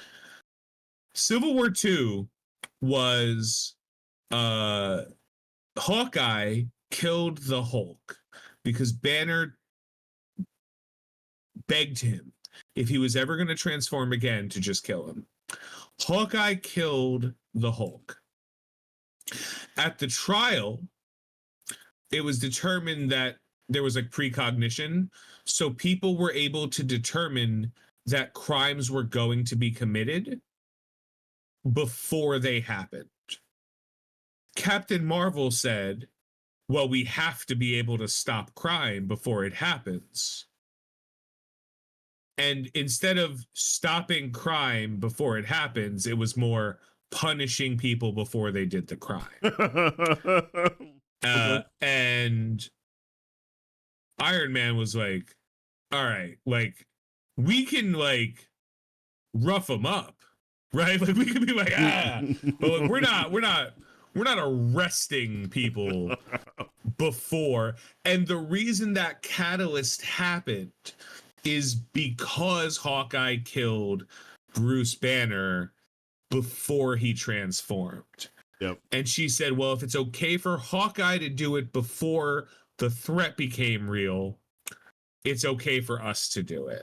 And Hawkeye was like, huh? Because he's deaf. Yeah, sometimes years before they committed the crime. So, and also, if I don't remember who the person who could, was it Absalom Mercator? I don't remember who the person who could read, but that person was the most obviously evil person to ever evil. Like, it was like if Skeletor was wearing Sauron's armor and was like, I could predict the future. Like, and Captain Marvel was like, seems legit, let's go. Like, it was so insane how willing to accept some bullshit Captain Marvel was, that like it was the same as Civil War I, where like there was the people on Iron Man's sides and the dumbest human beings on the planet. Like just the people who professionally clean windows with their tongue, and like the people who Googled why do my eyes hurt last week because they looked at the solar eclipse without glasses. Like, these are the worst human beings on the planet. And I like if that's like a dating question. Like if I'm ever like meet somebody and they're into nerd culture and I'm like, by the way, do you read comics? Yeah. Oh, okay. Civil War II, which side were you on? And it was like, oh, I was on Captain Marvel's side. You go, oh, okay. Let me just sprinkle some sterility serum in your drink so you can never reproduce because your gene pool is stagnant and I'm the minister of fucking chlorine here. And like, let's just go, right? Like, you cannot be allowed to have children. That is how dumb that was. I want to read it now because you have presented it to me in a way where I already know it's gonna be dumb. I won't read it now. I'll read it. No, you could read it. Like, it's a fine read. It's just they tried to set it up in a way where like Civil War I at least had the auspices of being like there's a choice. Do you believe that like if you register, right? Mm-hmm. It turned people into criminals. That's the problem Cap had with it. Because if I don't register, I'm a criminal, which is fine because yesterday I didn't have to register. So why do I have to register that why do I have to tell anybody my secret identity when this information could cause massive pain? Mm-hmm. Mm-hmm. Like massive pain. And there was proof of it. Spider-Man was like, I'm Peter Parker. And then Aunt May got shot. And then Peter was like, all right. And then he fucked up Kingpin. He obliterate like in front of his friends. Like Kingpin was at a party or something with like a bunch of criminals, and Pete messed him up, and then like held his like web shooter to his mouth, and he's like, "If you ever come near, if I even hear that you're thinking about a member of my family again, I will fill your lungs with web fluid and I will watch you die." Peter Parker said that. Okay. Yeah. I can respect it. To a Kingpin that he beat the shit out of. like, bro. I respect it. I respect it. I'm good with it. I like it. Sounds pretty damn good. Civil War, the show, made sense though. It made sense because Iron Man, after Avengers Age of Ultron, after everything, he was like, yo, I know at least me, but we could probably accept a degree of oversight here.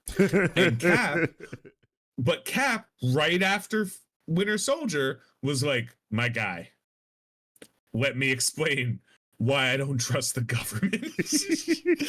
Cap becomes like libertarian immediately, and Iron Man becomes commie bastard. Like, it's so crazy to watch that swap. But again, you can see how they both got there. Whatever side you agree with, that's on you. The story was told correctly. Okay. You understand both sides were reasonable. And then it becomes completely unreasonable as time moves on. But Civil War was still a reasonable story. Okay, that's fair. And what you missed was just me shitting on the Young Avengers for like 5 minutes straight. I could hear it because like my headphones were still loud. So I was like, oh, he's doing that. Okay. Spider-Man is so strong though. I mean, listen, didn't he? Yeah. I mean, Spider-Man's always holding back, ultimately. Spider-Man's base strength, like what he can do without like going nuts if he's like trying, Spider-Man can lift, I think it's like 40 times what an average person of his weight and build can lift. And if he strains himself, it's like damn near 100.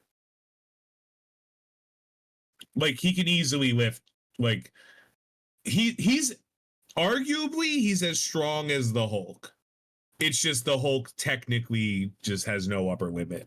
Okay. Right? Like that's like if Spider-Man punches the Hulk, which is why they actually call Spider-Man in to fight the Hulk whenever the Hulk goes out of control, and Spider-Man wins, but not by fighting him, by making him laugh. Hulk loves Spider-Man. Yeah. Banner doesn't like Peter Parker or Spider-Man. Banner thinks he's an idiot. Hulk loves Spider-Man. So this guy's fucking great. Yeah, he's funny. He's funny. Did you hear what he said? Did you hear? There's this picture. I'm just trying to find the comic. There's a picture of like the Hulk just leaning back, like sitting in a chair, and Spider-Man is just like his standard upside down Spider-Man pose from the Hulk's bicep, and just like constantly telling jokes. And the Hulk's just like, Spider-Man best friend. Sentry and Hulk are friends too, yes. But that's because Sentry is agoraphobic and afraid of everything. And the Hulk is also afraid of everything because everything hates him. Yep. So they bonded over the fact that, like, when the Hulk and Sentry are around, Sentry feels like the Hulk can protect him from his fear of everything. Up to 10 tons. Yeah, it's a lot, man. I mean, they gave you kind of an accurate depiction when Winter Soldier, when he grabbed Winter Soldier's hand in the movie, and he was like, "Dude, you have a metal arm," and Bucky was like, "Why can't you just easily grab my arm like that?" And I'm like, "Yeah." Bucky's like, "Dude, I punch with the power of 2 metal arms." And Spider-Man's like, "Oh, it's just Monday? Okay." Yeah. Yeah. What else do we have? That's it, right? Well, let's see. We talked about X-Men. Still not over it. Yep. Talked about Deadpool. Talked about Captain America. Yep. For no reason, by the way. Talked about. We didn't have to. We just chose. We just wanted to. Talked about Invincible. Plugged Fallout. Mm-hmm. Explained how NordVPN is a scam. Okay, that's good. Until they sponsor us, then it's the best thing in the world. I was gonna say it's absolutely amazing at that point. It is really good at what it does. It's just most people don't realize that what it does is not what they need to pay for. Yeah. We got 5 more minutes to go for 3 hours. Yeah, all right, Goofy. This is the perfect wrap up time then.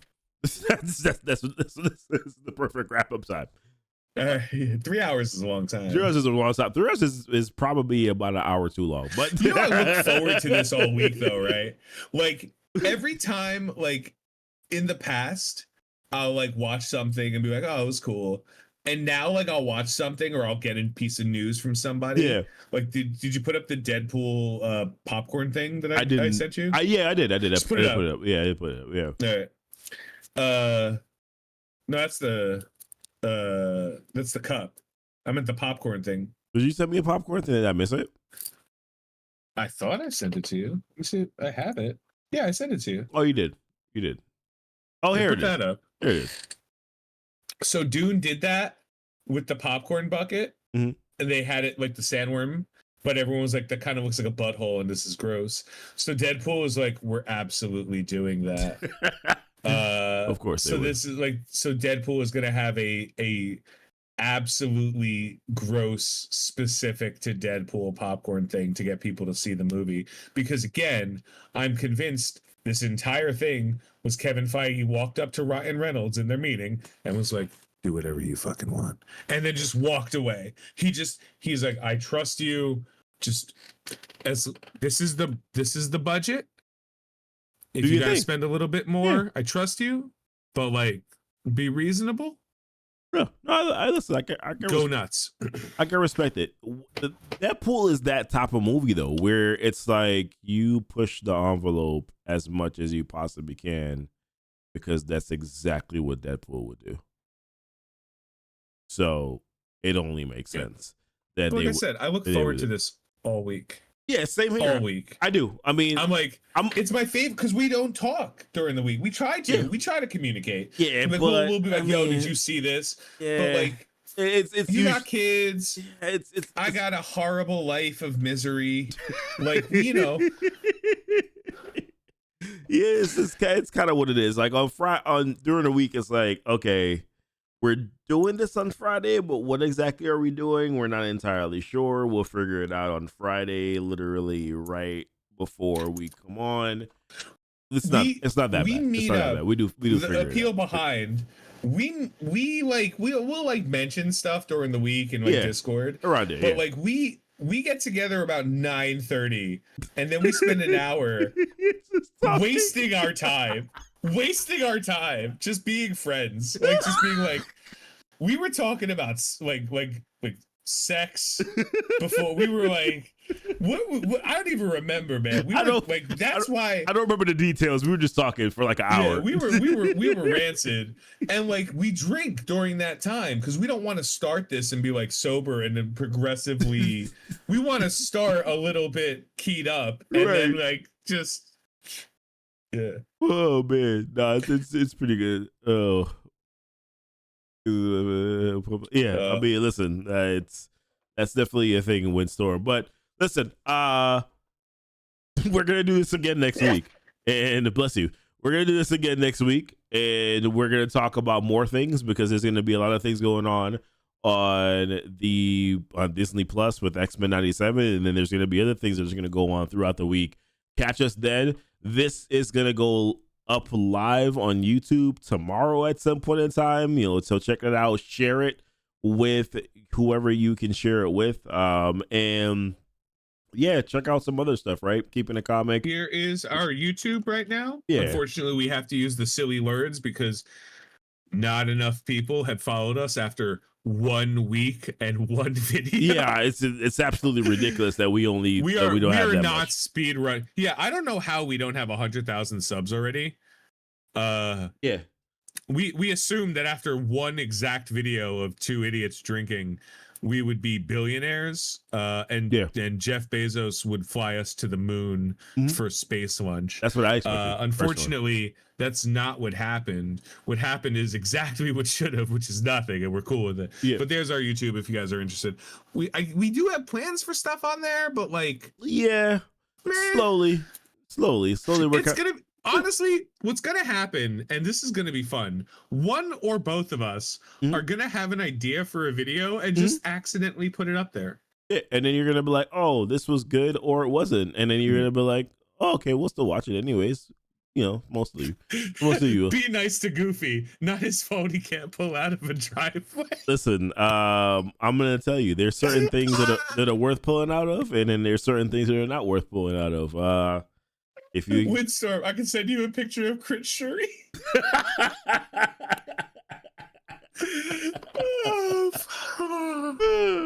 Listen, good be here with you guys. We probably could easily go another like hour and a half, but we're not going to because we could, but it's 1:39. Yeah, no. At some point in time, wisdom says that we should cut it off and that we should just go to bed. So we're gonna do that right now. Listen, much love to you guys. Appreciate y'all being here. Until next week, we'll figure out an end slogan or we won't. And then we'll go. Our end slogan. We're brand new. Like, comment, subscribe. Yes. Tell your friends. Tell your enemies. That's it. All right, y'all. We'll see y'all next week. Bye.